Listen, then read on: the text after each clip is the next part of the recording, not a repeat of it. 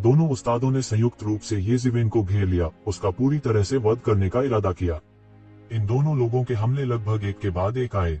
सभी की नजरों में उनमें से किसी एक से निपटना मुश्किल था, लेकिन इस समय वे येज़िवेन से निपटने के लिए सेना में शामिल हो गए। यह उल्लेख नहीं कि म्यू तियानेंग भी उसे लालच से देख रहा था। बूम! उनके हमले सामूहिक रूप से येज़िवेन के शरीर पर गिरे। येज़िवेन के पास पर्याप्त समय नहीं था। सौभाग्य से उसके 8 खजाने स्वर्ग और पृथ्वी देव ने स्वचालित रूप से उसके शरीर की रक्षा की। 2 बड़े झटके लगे और लगातार 2 प्रहारों के कारण येज़िवेन का शरीर थोड़ा हिल गया। उन्हें वास्तव में झटका लगा। थोड़ा दिलचस्प, तो ज़िवेन ने उपहास किया। लगभग उसी समय जब उस पर हमला किया गया था, उसका पलटवार पहले ही आ चुका था। उनका पहला लक्ष्य ये कून था। उसकी लंबी तलवार से एक शक्तिशाली तलवार प्रकाश फेंका गया और यह सीधे ये कून के चेहरे की ओर गया। कौन जानता था कि ये कून वास्तव में इसके लिए तैयार थे। वह बिल्कुल भी लड़ना नहीं चाहता था और उसका शरीर सीधे शून्य में गायब हो गया। दूसरी तरफ लेई झेंगहुआ की गति भी बेहद तेज थी। उन तीनों के बीच का टकराव केवल एक पल के लिए चला और समाप्त हो गया। यह इतनी तेज थी कि दर्शकों में से कई लोग इसे स्पष्ट नहीं देख सके। इससे पहले कि वे देख सके कि क्या हुआ था, उन्हें अपनी यादों में इसे बार बार दोहराना पड़ा। इस समय म्यू तियानेंग के हमले की अगली लहर आ चुकी थी। उसने नकली सन किंग तलवार को ऊंचा उठाया और यह शून्य में एक बड़े सूरज में बदल गया। वह धीरे धीरे ऊपर उठा और फिर अचानक नीचे गिर गया। उसका पूरा शरीर पूरी तरह से पूरी दुनिया से जुड़ा हुआ लग रहा था और यह बेहद भयानक था। येज़िवेन, आपको क्या लगता है कि आप कौन हैं? क्या आपको लगता है कि आप अकेले हमें रोक सकते हैं?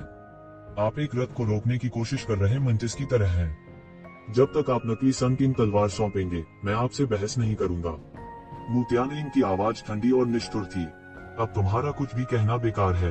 तुमने मुझे पूरी तरह से नाराज कर दिया है। एक कहावत है कि अगर तुम मौत की तलाश नहीं करते तो तुम नहीं मरोगे। येज़िवेन ने व्यंग्य किया और समझौता करने का जरा भी इरादा नहीं था। भले ही विरोधी युवा पीढ़ी के शीर्ष 3 स्वामी थे, उन्होंने किया पीछे हटने का जरा सा भी इरादा नहीं है। यह येज़िवेन बहुत भयंकर है। कोई आश्चर्य नहीं कि उसे अभी किसी की सहायता की आवश्यकता नहीं थी। उनमें से 3 के खिलाफ लड़ते समय वह वास्तव में एक नुकसानदेह स्थिति में नहीं आया। वह बहुत बढ़िया है।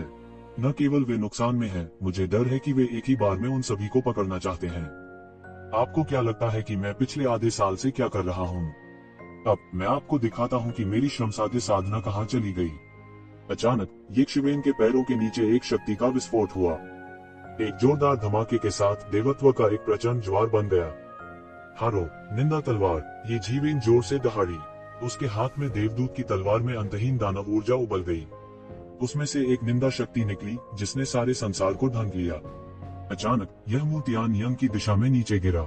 गड़गड़ाहट, एक विशाल गर्जना के साथ निंदा की शक्ति एक शक्तिशाली और हिंसक ऊर्जा प्रवाह में बदल गई, एक विशाल आकृति को शून्य में खींचकर म्यू तियानेंग की दिशा में एक बड़ी दरार को तोड़ते हुए।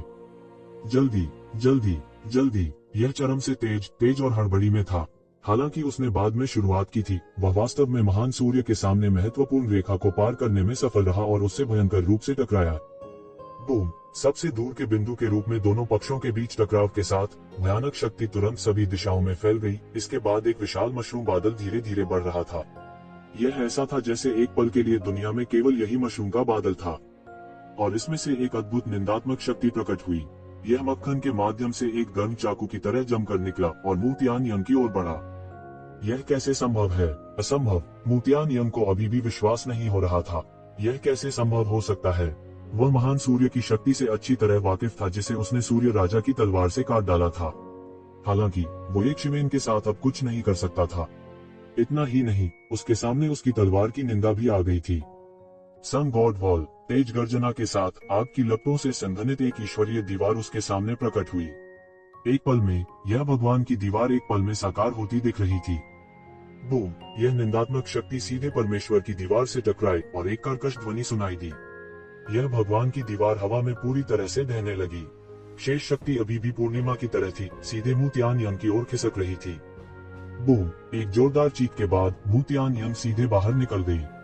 उसके सीने की कितनी हड्डियां टूटी हैं, यह पता नहीं चल सका है। हर कोई हक्का बक्का रह गया। केवल एक तलवार से म्यू तियानेंग गंभीर रूप से घायल हो गया था और पूरी तरह से नुकसान में था। येज़िवेन ने पिछले 6 महीनों में क्या अनुभव किया? हालांकि कोई नहीं जानता था कि येज़िवेन की असली ताकत क्या थी, लेकिन वे कल्पना कर सकते थे कि वह इतना अत्याचारी बिल्कुल नहीं था। अन्यथा अगर ये कून को पता होता कि उसके पास इतनी ताकत है, तो उसने इतने लोगों को एक शिवेन के लिए मुसीबत खड़ी करने के लिए नहीं भेजा होता। क्या यह केवल अपमानित होने के लिए नहीं कह रहा था, मेरा भला खाओ? इस समय ली जेंगहुआ का हमला एक कदम आगे आया। वह एक पल में सूझ गया, मानो उसका शरीर अचानक लंबा हो गया हो, एक बिजली के विशालकाय में बदल गया हो। उसके शरीर में बिजली की अनगिनत ऊर्जा लगातार उबल रही थी, एक दूसरे को भस्म कर रही थी और एक दूसरे के साथ विस्फोट कर रही थी। लहर के बाद लहर, यह एक ज्वार की लहर की तरह ऊपर उठी, अपने रास्ते में सब कुछ बहा ले गई। अनगिनत बिजली के नियम उसके पीछे थंडर भगवान के एक विशाल प्रेत में संघनित हो गए। यह अतुलनीय रूप से भयानक था। ली जेंगहुआ की चाल तेज थी, चरम पर तेज, वज्रपात की तरह एक पल में खत्म हो गई। दूसरी तरफ ये कून ने भी हमले में सहयोग किया। हालांकि दोनों ने पहले सहयोग नहीं किया था, लेकिन अपने स्तर पर अगर वे एक दूसरे का सहयोग करते तो निश्चित रूप से यह अतुलनीय होता। शुआ, तलवार की रोशनी की एक आश्चर्यजनक किरण तलवार के रास्ते की लंबी नदी की तरह टूट गई। उसका मार्शल उसके भीतर घनीभूत हो जाएगा, और यह ऐसा था जैसे वह एक लंबी अविनाशी तलवार में बदल गया हो। वह जहां भी गुजरता, खाली स्थान पूरी तरह से अलग हो जाता, टूटे हुए टुकड़ों के एक समूह में बदल जाता। वे दर्पण की तरह थे, शून्य स्थान में तैर रहे थे, और अंतरिक्ष के नियमों के प्रभाव में उन्हें थोड़ा थोड़ा करके ठीक किया जा रहा था। तलवारबाजी की यह लंबी नदी येजिविन की दिशा में अकल्पनीय गति से टूट रही थी। दोनों बिल्कुल भी पीछे नहीं हटे। मू तियानिंग गंभीर रूप से घायल हो गई थी, जिसने दोनों के लिए एक अलार्म बज दिया। हालांकि इससे पहले उनमें से प्रत्येक के अपने छिपे हुए उद्देश्य थे। इस समय उन्हें पहले येजिविन को मिटा देना चाहिए, अन्यथा यंग कंगई और मू तियानिंग, जो एक एक करके हार गए थे, उनके लिए सबसे अच्छा उदाहरण होगा। येजिविन, मैं देखना चाहता हूं कि आज आप हमारे घेरे से कैसे बचते हैं। भले ही आप अपने स्तर से ऊपर चुनौती दे सकते हैं, आप हमारे प्रतिद्वंद्वी नहीं हैं। ये कून ने ठंडेपन से कहा। येजिविन के मू तियानिंग को उड़ने से पहले ही दोनों, एक बाईं ओर और एक दाईं ओर, अपनी चाल चल चुके थे। मूल रूप से वे येजिविन को घेरने के लिए म्यू तियानिंग के साथ सहयोग करना चाहते थे। कौन जानता था कि येजिविन की तलवार से म्यू तियानिंग गंभीर रूप से घायल हो गया था, जिससे घेरे में एक बड़ी खाई बन गई थी। लेकिन उन्होंने कभी उम्मीद नहीं की थी कि ये शिवेन का छोड़ने का इरादा बिल्कुल भी नहीं था। जोकर, कुछ और कचरा होने पर भी यह बेकार है, उसने उपहास किया, और इस समय वो तुरंत चला गया। उसका बायां हाथ बिजली की तरह फैला हुआ था, सीधे लेई जेंगहुआ की दिशा में। एक पल में उनके बाएं हाथ ने सीधे वज्र शक्ति से भरे लेई जेंगहुआ के भाले को पकड़ लिया। मौत को प्रणाम। लेई जेंगहुआ ने भी तुरंत ही येजिविन की हरकत पर ध्यान दिया और उसकी हंसी उड़ाई, जैसे कि उसने दुनिया का सबसे हास्यास्पद मजाक देखा हो। वह अपने भाले की शक्ति के बारे में बहुत स्पष्ट था। एक साधारण व्यक्ति जिसने इसे छुआ होगा, वह बस मौत को दावत दे रहा होगा। निश्चित तौर पर जिस क्षण येजिविन ने भाले को छुआ, भाले ने तुरंत एक भयानक गड़गड़ाहट की शक्ति को फोड़ दिया। एक बिजली के सांप की तरह येजिविन की बाह को उलझाते हुए तुरंत उसकी बाह को पंगु बना दिया।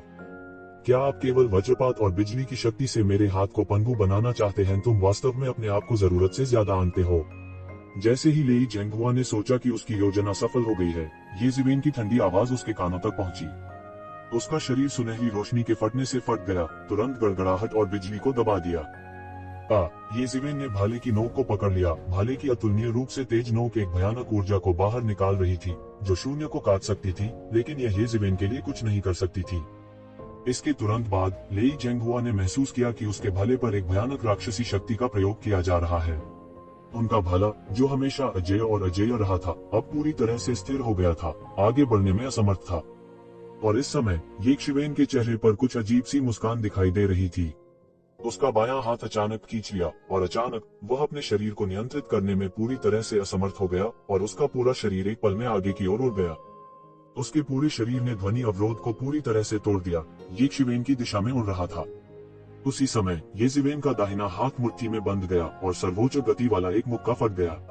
लेई जेंगहुआ, जिसे येजिविन की बड़ी ताकत से लाया गया था, बिल्कुल भी प्रतिक्रिया नहीं कर सका, क्योंकि सब कुछ एक सेकंड में हुआ।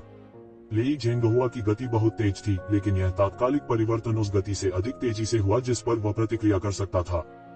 वो केवल बेबसी से देख सकता था, क्योंकि ये शिवेन की मुट्ठी सीधे उसके चेहरे पर लगी थी।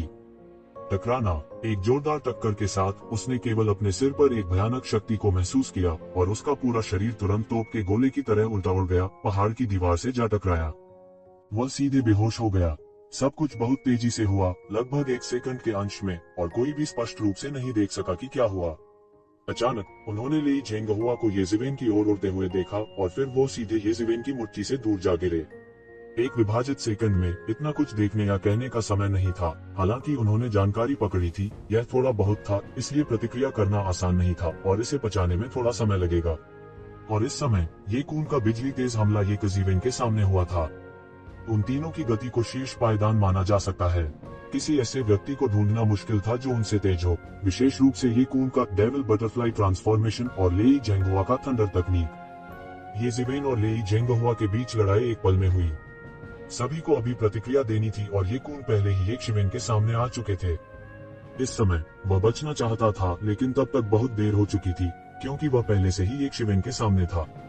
वो केवल असहाय होकर देख सकता था जब ये जिवेन ने लेई जेंगहुआ को एक एक करके हरा दिया। वह एक शिवेन की योजना जानता था, लेकिन वह कुछ नहीं कर सका क्योंकि उसकी गति बहुत तेज होने के बावजूद वह एक शिवेन की विस्फोटक शक्ति को पकड़ नहीं सका। इस समय उसके पास अपनी पूरी ताकत से लड़ने के अलावा और कोई चारा नहीं था। एक शिवेन को हराकर ही वो बच पाएगा। इस समय उसकी तलवार का इरादा उसके पीछे एक बड़ी तलवार में बेहोश हो गया था। यह तलवारबाजी की उनकी समझ थी और इस समय यह पूरी तरह से घनीभूत हो गई थी। सीटी की आवाज के बीच उसने पहले ही एक पल में फैसला कर लिया था। वह एक महत्वाकांक्षी और निर्दयी व्यक्ति था, इसलिए वह बहुत निर्णायक था। तलवार की भयानक गति ने पहले ही एक शिवेन को पूरी तरह से घेर लिया था। वह ये जिवेन और लेई जेंगहुआ के बीच लड़ाई के परिणाम का लाभ उठाना चाहता था और प्रतिक्रिया करने से पहले ही उसे पूरी तरह से मार देना चाहता था। बहुत निर्णायक, लेकिन आपके लिए मुझसे निपटना असंभव है, ये जिवेन ने चिल्लाकर कहा। उसने चकमा देने की कोशिश भी नहीं की। इसके बजाय अष्टकोणीय कड़ाही तुरंत उसके शरीर के चारों ओर प्रकट हुई और उसकी रक्षा की। बजना, धातु के टकराने की तेज आवाज गूंजी, तो कून की तलवार की गति सीधे अष्टकोणीय कड़ाही में कट जाती है। मूल दरार के साथ तलवार ने देग के शरीर के आधे से अधिक हिस्से को काट दिया। तलवार की नोक ये जिवेन की नाक की नोक से आधा इंच से भी कम दूरी पर थी। ये जिवेन अपनी नाक की नोक से तलवार की की सांस को लगभग महसूस कर सकती थी। यह अफसोस की बात है कि आपने मुझे मारने का प्रबंध नहीं किया। आपके पास एक और मौका नहीं होगा। ये जिवेन ने सीधे अपना हाथ बढ़ाया और सीधे ये कून की गर्दन पकड़ ली। अच्छा नहीं है। जब ये कून की तलवार 8 खजाने वाले ब्रह्मांड की कड़ाही को पूरी तरह से भेदने में विफल रही, तो आखिरकार उसे पता चल गया कि स्थिति अच्छी नहीं थी। उसने पाया कि यद्यपि ये जिवेन समय समय पर खुद को बचाने के लिए देग पर भरोसा कर रहा था, लेकिन देग की सतह पर दरारें भी थीं। इसके अलावा दरारें छोटी नहीं थीं। यह दिखाने के लिए पर्याप्त था कि एक शीर्ष स्तरीय स्वर्ग स्तर के दिव्य उपकरण को भी क्षतिग्रस्त किया जा सकता है। इसलिए उन्होंने महत्वपूर्ण क्षण में अपनी तलवार को सीधे 8 खजाने वाले ब्रह्मांड कालड्रोन की दरार में डालने का विकल्प चुना था। उसने सही जुआ खेला था। निश्चित रूप से उसकी तलवार एक शिवेन के सामने गिर गई थी। दुर्भाग्य से मनुष्य प्रस्तावित करता है, भगवान निस्तारण करता है। अंत में उसके पास अभी भी थोड़ी सी कमी थी। दुर्भाग्य से वह नहीं जानता था कि एक शिवेन के तानाशाह शरीर की ताकत से उसके लिए एक शिवेन को चोट पहुंचाना मुश्किल होगा, भले ही वह एक शिवेन के सामने खड़ा हो। एक शिवेन भावना के साथ आह भरने से खुद को रोक नहीं सकी। ऐसे बहुत से लोग थे जो जानते थे कि 8 खजाने वाले ब्रह्मांड कालड्रोन में दोष था। हालांकि केवल ये कून ही इसे देख पाए और इसका लाभ उठा सके। ये कून ये जिवेन के अगले हमले से बचने के लिए पीछे हट गया। तुम जाना चाहते हो? तुम्हें क्या लगता है कि तुम कहाँ जा रहे हो? ये जिवेन ने उपहास किया। उसने अचानक अपना पैर पटक दिया और शून्य पाउडर में बिखर गया। उनकी आकृति सीधे सुनहरी रोशनी के गोले में बदल गई और आकाश में गायब हो गई। जब वह फिर से प्रकट हुआ तो वह पहले से ही ये कून के सामने था। यह बहुत तेज था। ये जिवेन के हाथ में एंजल की तलवार ने आखिरकार फिर से हमला किया। तलवार का कानून पागलों की तरह उभरा और अंतहीन सुनहरी रोशनी के साथ फूट पड़ा। यह अभूतपूर्व तीक्ष्णता के साथ कांपने लगा। यह ये कून की तलवार की इच्छा से हीन नहीं था।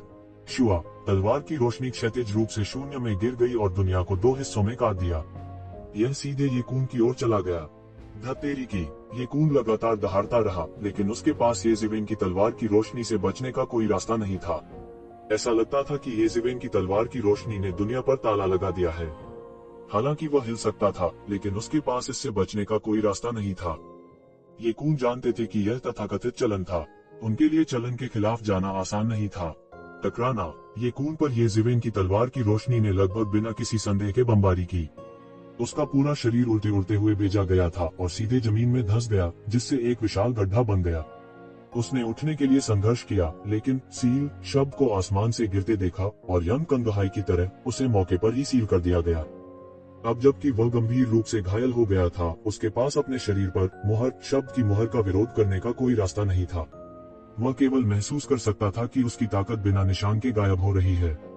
यह ऐसा था जैसे वह अपंग हो गया हो। इस समय येज़िवेन जल्दी में नहीं थी और म्यू तियानिंग और लेई झेंगहुआ के शरीर पर सील शब्द चिपका दिया। वह बिल्कुल भी नर्वस नहीं थे, क्योंकि यह सब बहुत लंबा लग रहा था, लेकिन वास्तव में उस समय से जब येज़िवेन और म्यू तियानिंग हार गए थे, उस समय तक जब ये कून को येज़िवेन ने हरा दिया था, वास्तव में समय की केवल कुछ सांसें बीत चुकी थीं। लेकिन यह सब बहुत तेजी से हुआ, इसलिए यह बहुत लंबा लग रहा था, लेकिन वास्तव में यह कुछ भी नहीं था। यह समय म्यू तियानिंग और लेई झेंगहुआ के ठीक होने के लिए पर्याप्त नहीं था, जब तक कि उनके पास येज़िवेन की फीनिक्स रीजनरेशन तकनीक नहीं थी। इस समय जब येज़िवेन ने 3 लोगों पर सील शब्द अटका दिया, तो सभी को एहसास हुआ कि यह पहले ही खत्म हो चुका था। यह कैसे संभव है?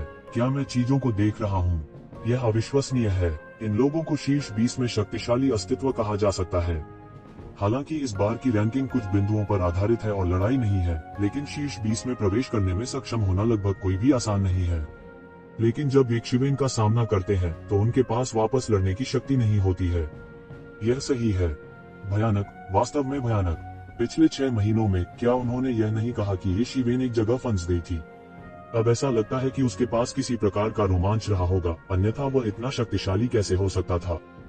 उनकी ताकत के साथ युवा पीढ़ी के शीर्ष कुछ लोगों में उनके लिए जगह होनी चाहिए, है ना?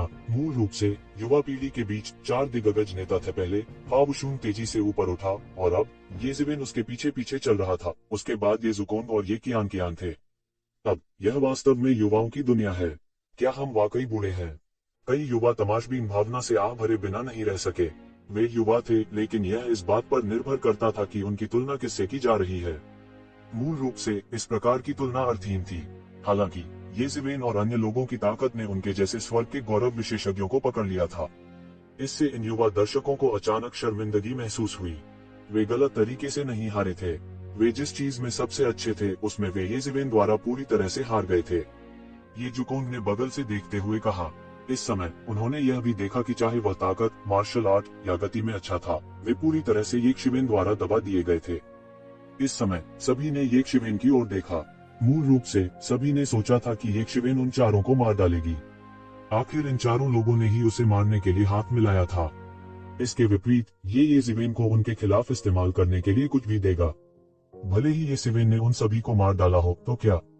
भले ही उनके संप्रदाय के बुजुर्ग नाराज थे तो क्या? यहाँ तक अगर वे अनुचित थे तो वे इसके बारे में कुछ नहीं कर सकते थे। हालांकि प्रमुख ताकतें अक्सर अनुचित थी, ऐसे समय थे जब उनके पास उचित होने के अलावा कोई विकल्प नहीं था। यह स्थिति पर भी निर्भर करता था। कौन जानता था कि येज़िवेन उन्हें सील कर देगी और काम खत्म हो जाएगा? येज़िवेन ने कुछ नहीं कहा। उसने बस अपने बड़े हाथ से शून्य को पकड़ लिया और 4 लोगों को उसके द्वारा सीधे तियानेवान मिरर में पकड़ लिया गया। बच्चे, तुम सच में बहुत अच्छे हो। उनसे निपटना बहुत कठिन था, लेकिन आपने वास्तव में उन्हें ऐसे ही हल कर दिया। पिछले 6 महीनों में आपने बहुत सारे रोमांच किए होंगे। ये कुयोंग ने मुस्कुराते हुए येज़िवेन को देखा और कहा, यह एक अप्रत्याशित आश्चर्य था। उसने येज़िवेन से यह नहीं पूछा कि आश्चर्य क्या था। सबके अपने रहस्य थे। वे बहुत आश्वस्त थे और सोचते थे कि वे अपनी सबसे मजबूत स्थिति में हैं। अन्यथा मुझे उनसे निपटने के लिए बहुत प्रयास करना पड़ता। येज़िवेन ने मुस्कुराते हुए कहा, इतना अहंकारी मत बनो। ये ज़ुकोंग अब इसे बर्दाश्त नहीं कर सका और कहा, लेकिन आप इन लोगों से कैसे निपटने की योजना बना रहे हैं? यदि आप उन्हें मौके पर ही मार देंगे तो यह ठीक होगा, लेकिन अगर आप उन्हें जीवित रखेंगे तो वे अनिवार्य रूप से एक अभिशाप बन जाएंगे। ये कियान ने चिंतित होकर कहा। वो अभी भी येज़िवेन के लिए बहुत चिंतित थी। चिंता मत करो, कोई बात नहीं, मैं उन्हें नहीं मारूंगा। उनके बड़ों को आने दो और उन्हें ले आओ, येज़िवेन ने हल्के से कहा। ये लोग उससे हार गए थे। उसके पास डरने की कोई बात नहीं थी। उसने इन लोगों को नहीं मारा। पहला, क्योंकि शैतान जाति का आक्रमण निकट आ रहा था। भीषण आपदा का माहौल पहले से ही काफी मजबूत था। मानव जाति के पक्ष में एक और गुरु को एक और गुरु के रूप में गिना जाता था। 4 दिव्य क्षेत्र 9वें स्तर के स्वामी, जिन्हें भविष्य में दिव्य क्षेत्र में प्रवेश करने की आशा भी थी, केवल शैतान की दौड़ को हल्के ढंग से छोड़ने के रूप में माना जा सकता है। दूसरी बात, वह चाहता था कि उनके बुजुर्ग आकर उन्हें ले आएं, लेकिन वह उन्हें हल्के में नहीं छोड़ रहा था। येज़िवेन उन्हें आसानी से जाने नहीं देती अगर उन्होंने थोड़ा खून नहीं बहाया होता। आखिर यह मामला बड़ा या छोटा हो सकता है। दानव क्षेत्र में उसी पीढ़ी को घेरने के लिए हाथ मिलाना कोई शानदार बात नहीं थी। अगर वह मर गया तो ऐसा ही हो, उसके लिए न्याय पाना असंभव होगा। लेकिन चूंकि अब वह जीत गया था, इसलिए यह तय करना उनके ऊपर नहीं था। अगर उन्होंने खून नहीं बहाया होता तो वे इस मामले को इतनी आसानी से जाने नहीं दे पाते। भाई, ये मैं तुम्हारे लिए फिर से मुसीबत लेकर आया हूँ। हरा शंख चला गया और कुछ शर्मिंदगी के साथ कहा, ये शिवेन की लड़ाई अभी अभी उसकी वजह से थी। आप गलत हैं, इस मामले का आपसे कोई लेना देना नहीं है। वे मुझे परेशान करना चाहते हैं। तुम्हें फंसाया गया है। ये जिवेन मुस्कुराए और ग्रीन कोंच के छोटे से सिर को रगड़ दिया। बुरा नहीं है, आपने पिछले कुछ वर्षों में सुस्त नहीं किया है। आपने बहुत प्रगति की है। बुरा नहीं, बुरा नहीं। भाई, ये मेरे साथ एक बच्चे की तरह व्यवहार मत करो। हरिशंख ने असंतोष के साथ कहा। उसे लगा जैसे वह कुछ साल पहले की भावना में लौट आया हो। कुछ सालों ने उन्हें बहुत बदल दिया था। उसे बिगाड़ने वाले वे दो बड़े भाई अब नजर नहीं आते थे। ठीक है, मैं अब तुम्हें एक बच्चे की तरह नहीं मानूंगा। ये शिवेन जोर से हंस पड़ी। हालांकि भाई, ये आपके स्को के बारे में क्या? अब आप सबसे नीचे हैं। हरिशंख ने ये जिवेन की ओर देखा और कहा, नीचे अभी के लिए। देखें कि क्या मैं एक बार में उन सभी को पार कर सकता हूँ। ये जिवेन ने मुस्कुराते हुए कहा। तो जिवेन का वर्तमान स्को अभी भी केवल कुछ हजार अंक था। इस स्को के साथ ग्रीन लुओ भी ये जिवेन से काफी बेहतर था। वो ये शिवेन को 10,000 अंकों के साथ भी हरा सकती थी। सैकड़ों हजारों अंकों के साथ शीर्ष स्वामी का उल्लेख नहीं करना। वे लोग अभी तक यहाँ इकट्ठे नहीं हुए थे। ऐसा नहीं था कि वे इसे नहीं कर सकते थे, लेकिन वे अंतिम क्षण तक हार नहीं मानना थे। अधिकांश लोगों के लिए 50 से अधिक लोगों के मरने के बाद शेष लोगों ने मूल रूप से अपनी रैंकिंग स्वयं निर्धारित की थी। उनके बीच का अंतर बहुत बड़ा नहीं होगा, इसलिए जारी रखने की कोई आवश्यकता नहीं थी। यह एक त्रासदी होगी यदि वे इतने आसान कार्यों में बुरी तरह विफल हो जाएं। लेकिन जो शीर्ष पर थे, शीर्ष 10 में थे, उनके लिए पहले स्थान की लड़ाई सबसे तीव्र चरण में प्रवेश कर चुकी थी। उनके बीच का अंतर बहुत छोटा था और वे किसी भी समय दूसरों के द्वारा पार किए जा सकते थे। फावुशुंग के अलावा केवल लेई जेंगुआ ने हार मान ली, क्योंकि उनके और शीर्ष 9 लोगों के बीच एक स्पष्ट अंतर था। उनके अलावा बाकी सभी मूल रूप से अभी भी बाहर लड़ रहे थे। एक साल की समय सीमा से पहले अभी भी एक महीना था। कई उस्तादों के लिए इस महीने का समय स्थिति का निर्धारण करने का वास्तविक समय था। सभी ने ये शिवेन को कुछ आश्चर्य से देखा। उन्हें नहीं पता था कि उनका आत्मविश्वास कहां से आया। हालांकि अभी भी एक महीने का समय था, लेकिन सभी ने इस तरह के परिणाम हासिल करने के लिए एक साल तक संघर्ष किया था। यहाँ तक उनकी ताकत के साथ यह कहा जा सकता था कि यह शीर्ष कुछ में रहने के लिए पर्याप्त था, लेकिन एक ही ताकत के साथ कई स्वामी को पकड़ना असंभव था। उनका आत्मविश्वास कहां से आया? हालांकि मुझे सभी की मदद की जरूरत है, मैं इसे अकेले नहीं कर सकता, ये जिवेन ने मुस्कुराते हुए कहा। वैसे भी मेरी रैंकिंग लगभग तय है, इससे कोई फर्क नहीं पड़ता, ये क्यूओंग ने कहा। अपनी गतिविधि या योजना में मुझे शामिल करें, ये जुकोंग ने ये जिवेन को घूरते हुए कहा। वह यह भी जानना चाहता था कि ये शिवेन किस बारे में बात कर रही थी जिसने उसे एक महीने के भीतर इन लोगों को पार करने का इतना आत्मविश्वास दिया। ये कियान ने कुछ नहीं कहा, लेकिन हर कोई समझ गया कि उसका क्या मतलब है। वह बिल्कुल अपरिहार्य थी। बिग ब्रदर, ये मुझे गिने। हरी लुओ ने जल्दी से कहा। वह बच्चों की तरह थोड़ी अधीर थी। कुछ साल पहले जो हुआ वह उसके लिए एक बड़ा सदमा था। इसने उसे इस दुनिया की कठिनाइयों और क्रूरता को समझा। इस समय वो ये शिवेन के सामने केवल एक छोटी लड़की के रवैये को प्रकट करेगी। वह अन्य लोगों के सामने अधिक से अधिक मितभाषी हो गई। मेरी चिंता मत करो, यह बहुत अच्छा है, आप सभी एक साथ आए। भाई फा, इस बार आपकी मदद के लिए धन्यवाद, ये जिवेन ने फावुशुंग की ओर मुड़कर कहा। यह कुछ भी नहीं है, वास्तव में मैंने बिल्कुल भी मदद नहीं की। फावुशुंग ने अपना सिर हिलाया और कहा, आपने पहले मेरी जो मदद की थी उसकी तुलना में यह बहुत बुरा है। फिर हम पहले छुट्टी लेंगे, ये जिवेन ने कहा। कृपया आगे जाएं। ये जिवेन ने तुंतिए कबीले और किंग लुओ को घाटी से बाहर निकाला। जल्द ही घाटी में उनके आंकड़े सभी की नजरों से ओझल हो गए। इन लोगों के जाते ही सभी में कोहराम मच गया। यह कैसे संभव है? आप सभी ने इसे अभी अभी सुना। इस ये जिवेन ने कहा कि वह एक महीने के भीतर वापसी करेगा। यह कैसे संभव है? हाँ, मुझे नहीं लगता कि यह संभव है। तुम्हें पता है, वे शैतान उसके द्वारा मारे जाने के लिए कतार में खड़े नहीं थे। वे रातों रात मेज कैसे पलट सकते थे? मुझे विश्वास नहीं होता। अगर यह इतना आसान होता तो हम इतनी मेहनत नहीं करनी पड़ती, और हर जगह शैतान हमारा पीछा कर रहे हैं। यदि वे इस तरह बाहर जाते हैं तो अन्य विशेषज्ञों द्वारा घात लगाकर हमला किया जा सकता है। उस समय वे शैतान विशेषज्ञ उन्हें एक अच्छा सबक देंगे। मुझे भी लगता है कि यह असंभव है। कोई फर्क नहीं पड़ता कि आप इसे कैसे देखते हैं, यह असंभव है। सभी ने महसूस किया कि यह अविश्वसनीय था, क्योंकि कोई फर्क नहीं पड़ता कि वे अंक कैसे देखते थे, 1 महीने के भीतर वापसी करना असंभव था। इसके अलावा उन शीर्ष विशेषज्ञों ने अभी भी शैतानों का शिकार करना नहीं छोड़ा था। उनके अंक लगातार बढ़ रहे थे। ये शिवेन कैसे वापसी कर सकता था जब वो पहले से ही लाखों अंकों से पीछे था? यह बिल्कुल असंभव था। यदि यह येज़ेवेन की 4 के खिलाफ एक लड़ाई लड़ने की किंवदंती नहीं होती, तो वे शायद सोचते कि येज़ेवेन एक पागल या मनोरोगी था। यहाँ तक येज़ेवेन की पिछली उपलब्धियों के बावजूद उन्हें ऐसी किसी संभावना पर बिल्कुल भी विश्वास नहीं था। नहीं, आप कुछ भूल गए होंगे। यह एक बहुत ही महत्वपूर्ण बिंदु है। लाखों बिंदु वास्तव में बहुत अधिक हैं, लेकिन यदि आप दिव्य क्षेत्र के शैतान को मार सकते हैं, तो आप इसे एक पल में पार कर सकते हैं। फावुशुंग ने बेहोश होकर कहा।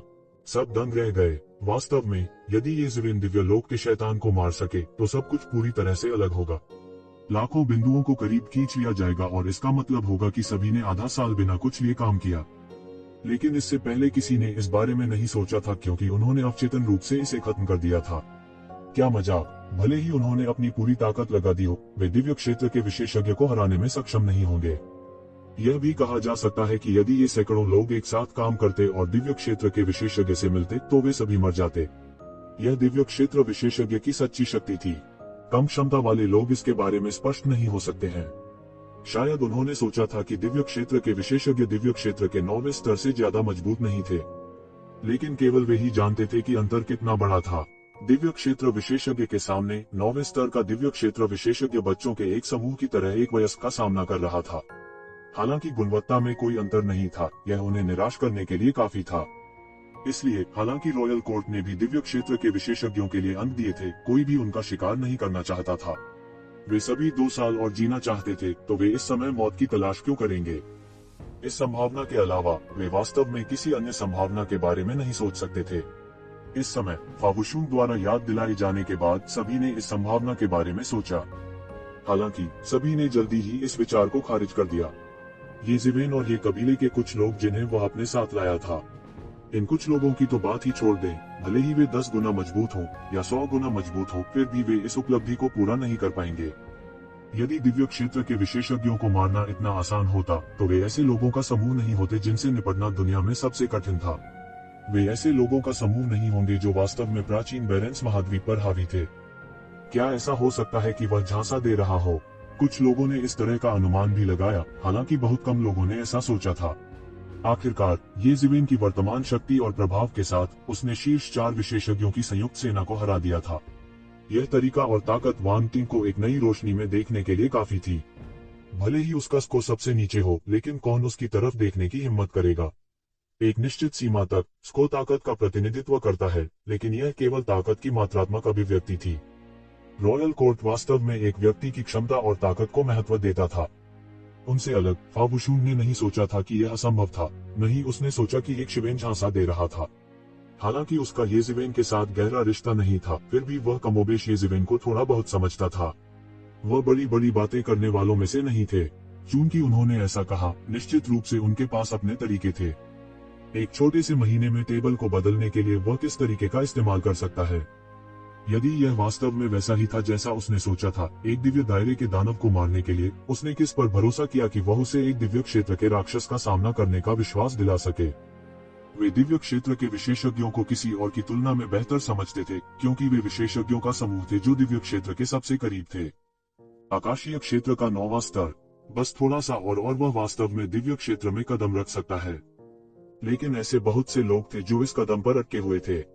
यह भी कहा जा सकता है कि दिव्य क्षेत्र के 90% विशेषज्ञ इस बाधा को पार नहीं कर सके और दुनिया पर राज करने वाला एक सच्चा दानव बन सके। यहाँ तक कि ये अद्वितीय प्रतिभाएं भी जीतने में इतना पूर्ण विश्वास रखने को तैयार नहीं थी। उसके पास क्या तुरुप का इक्का था। उसने अपनी आंखें टेढ़ी कर ली और गहरी सोच में डूबते हुए येज़ेवेन और अन्य लोगों को छोड़कर चला गया। काफी देर के बाद वह बुदबुदाए बिना नहीं रह सका, इसे भूल जाओ। अंत में उसने इसे कैसे भी किया। ऐसा लगता है कि मुझे कड़ी मेहनत करनी चाहिए और कार्रवाई करनी चाहिए। कोई अभी भी अंत में अंक अर्जित कर रहा है। ऐसा लगता है कि मुझे इसे अपना सब कुछ देने की आवश्यकता है। उसी समय येशिवेन के समूह के छोड़ने के बाद हर कोई येज़ेवेन के ट्रम्प कार्ड के बारे में भी बहुत उत्सुक था। वह इतना आश्वस्त होने के लिए किस पर निर्भर था कि वह शेष महीने में स्थिति को बदल सकता है। दानव जाति सुअ नहीं थी जो उसे सिर्फ उनका वध करने देगी, लेकिन फिर भी 10 लाख से अधिक अंकों के साथ शीर्ष कुछ तक पहुंचना अभी भी बहुत मुश्किल था। हे उन्हें 2 दिन के लिए खुश रहने दो।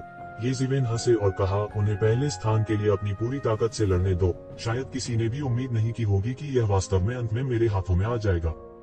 येज़ेबेल, वास्तव में तुम्हारी क्या योजनाएं हैं? क्या तुम इसे अभी नहीं बता सकती? इस समय यीशु को पूछने के अलावा और कुछ नहीं कर सकता था। वास्तव में यह मामला जटिल नहीं है। क्या आपने पहले ही इसका अनुमान नहीं लगा लिया है? येज़ेबेल ने कहा, आप वास्तव में आकाशीय क्षेत्र के राक्षसों का शिकार करने की योजना नहीं बना सकते हैं, है ना? यहाँ तक अगर आपको एक गंभीर रूप से घायल आकाशीय क्षेत्र विशेषज्ञ मिल जाए तो मुझे डर है कि हमारे होते हुए भी हम अभी भी उसका कुछ नहीं कर पाएंगे। ये क्यों कहने के अलावा नहीं रोक सका। जहाँ तक येज़ेबेल के विश्वास का सवाल था, हर किसी का अपना अनुमान था और उनके दिलों में निष्कर्ष कमोबेश एक जैसा था। जिस तरह से वे टेबल को बदलने के बारे में सोच सकते थे, वह दिव्य क्षेत्र के राक्षसों का शिकार करना था, लेकिन यह केवल एक संभावना थी। यदि कोई कठिनाई पर विचार करे तो वास्तव में ऐसा करना सबसे असंभव कार्य था। आखिरकार यह कुछ ऐसा था जो उनके जीवन का खर्च उठाएगा। आकाशीय क्षेत्र के विशेषज्ञ उनकी टीम को पूरी तरह से नष्ट करने के लिए पर्याप्त थे। आप सब भी ऐसा सोचते हैं? येज़ेबेल ने सभी की तरफ देखा और कहा, हाँ, यह सही है। सभी ने सिर हिलाया। न जाने येज़ेबेल क्या कर रही थी। चिंता मत करो, मेरे पास स्वाभाविक रूप से मेरी अपनी योजनाएं हैं। 1 महीने में तालिकाओं को बदलना मुश्किल नहीं है, येज़ेबेल ने कहा। हर किसी की तरह येज़ेबेल का एकमात्र तरीका एक दिव्य क्षेत्र विशेषज्ञ को मारना था। यह विचार सीमा से बाहर नहीं था, लेकिन किसी ने इसे करने का साहस नहीं किया, क्योंकि सामान्य लोगों के लिए यह केवल आत्महत्या थी। यदि किसी स्वर्गीय क्षेत्र के मास्टर को मारना इतना आसान होता तो पूरी मानव जाति के शीर्ष प्रतिभाओं ने उनका साथ नहीं छोड़ा होता। यहाँ तक कि एक दिव्य क्षेत्र विशेषज्ञ के अधीन भी वे केवल थके हुए तरीके से ही भाग सकते थे। क्या तुम मजाक कर रहे हो? येज़ेबेल ने इस बार गंभीरता से पूछा। स्वर्ग क्षेत्र के मास्टर से निपटना इतना आसान नहीं था। बेशक, मैं अपने वचन का पक्का हूँ। अगर मैं स्वर्ग के दायरे के दानव को नहीं मारता तो मुझे 4 दिग्गजों की तरह उन लोगों से आगे निकलने का मौका कैसे मिलेगा? येज़ेबेल ने उनकी ओर देखा और पूछा, चूंकि यह मामला है तो हम तुम्हारे साथ पागल हो जाएंगे। येज़ेबेल ने कहा। किसी को कोई आपत्ति नहीं थी। ये येज़ेबेल पर अंधा भरोसा नहीं था, लेकिन उन्हें लगा कि येज़ेबेल निश्चित रूप से इस तरह का मजाक नहीं बनाएगी। अगले आधे महीने में येज़ेबेल ने एक घाटी में एक संरचना स्थापित की और राक्षस से परेशान नहीं हुआ। हर कोई येज़ेबेल के स्को का आधे महीने से अधिक समय से इंतजार कर रहा था, लेकिन उन्होंने येज़ेबेल के स्को में जरा सा भी बदलाव नहीं देखा था। अचानक सबकी दिलचस्पी धीरे धीरे गायब हो गई। धीरे धीरे येज़ेबेल के पिछले शब्द भी हंसी का पात्र बन गए। उसी समय शीर्ष 10 का स्को अभी भी चौंकाने वाली गति से बढ़ रहा था। यह कहने के बजाय कि यह शीर्ष 10 था, यह कहना अधिक सटीक था कि मूल 4 दिग्गज प्लस फाबुशून जो अचानक उठे, उनमें से 5 तेज गति से बढ़ रहे थे और समय समय पर स्को में उतार चढ़ाव आया। प्रतियोगिता बहुत तीव्र थी। धीरे धीरे सभी की निगाहें येज़ेबेल से हटकर इन 5 लोगों पर चली गईं। इस गति के अनुसार प्रतियोगिता के अंत तक विजेता और हारने वाले का निर्धारण करना बहुत कठिन होगा, इसलिए उन्हें केवल स्को के अनुसार विभाजित किया जा सकता था। दानव क्षेत्र में एक सुनहरी आकृति तेजी से आसमान में बिजली की सुनहरी बोल्ट की तरह फैल गई, जो दानव दायरे से होकर गुजर रही थी। तुरंत इसने कई राक्षसों का ध्यान आकर्षित किया। यह बढ़ती जीवन शक्ति दानव दुनिया में बहुत स्पष्ट थी, और उसके पीछे नहीं, एक आकृति लगातार अंतरिक्ष में चमकती रही, अंतरिक्ष में स्वतंत्र रूप से घूमती रही। उसके सामने अंतरिक्ष कोई बाधा नहीं था। शापित मनुष्य, वहीं रुक जाओ। एक जोर की गर्जना शून्य में गूंज उठी। उसके चारों ओर अनगिनत नामात्र के कानून दिखाई दिए। जहां भी उसने अपने हाथ से इशारा किया, वह स्थान पूरी तरह से जम गया था। एक बार जब कोई अंदर बंद हो गया तो यह एक पिंजरे में प्रवेश करने जैसा होगा और इससे बचना असंभव होगा। आकाशीय क्षेत्र की भयानक ताकत पूरी तरह से प्रदर्शित हुई थी, और उसके पीछे दूरी में सैकड़ों हस्तियां भी तेजी से पीछा कर रही थी। येज़ेबेल का बारीकी से पीछा कर रही थी। वे सभी दिव्य क्षेत्र स्तर के दानव विशेषज्ञ थे, और सबसे कमजोर दिव्य क्षेत्र 7वें आसमान के विशेषज्ञ थे। उनमें से बड़ी संख्या में आकाशीय क्षेत्र 8वें स्वर्ग के विशेषज्ञ भी थे, और यहाँ तक कि कई दिव्य क्षेत्र 9वें स्वर्ग के शीर्ष विशेषज्ञ भी थे। उनकी राय में येज़ेबेल बस अपनी मौत की दावत दे रहा था। येज़ेबेल के शरीर पर बढ़ते क्यूई और खून से उन्होंने तुरंत फैसला किया कि यह एक बड़ी मछली होनी चाहिए, भले ही येज़ेबेल का दायरा सेलेस्टियल बीइंग दायरे के 6ठे स्तर पर ही था। उनके लिए न्याय करना इतना आसान नहीं था। ये लोग मानव जाति के अभिजात वर्ग थे, और उनका मूल्य उस स्तर से बहुत दूर था जिसकी तुलना समान स्तर के विशेषज्ञ कर सकते हैं। या यूं कहें, यह बिल्कुल एक ही बात नहीं थी। स्वर्ग क्षेत्र के 6ठे स्तर पर एक प्रतिभा सामान्य दिव्य क्षेत्र 9वें स्वर्ग के विशेषज्ञ से भी अधिक मूल्यवान थी। यहाँ तक मूल दानव कबीले के स्वर्गीय क्षेत्र के पुराने पूर्वज जो यहाँ तैनात थे ने व्यक्तिगत रूप से कार्रवाई की। इस बार वह मानव जाति की प्रतिभाओं को घेरने के प्रभारी कुछ पुराने पूर्वजों में से एक थे।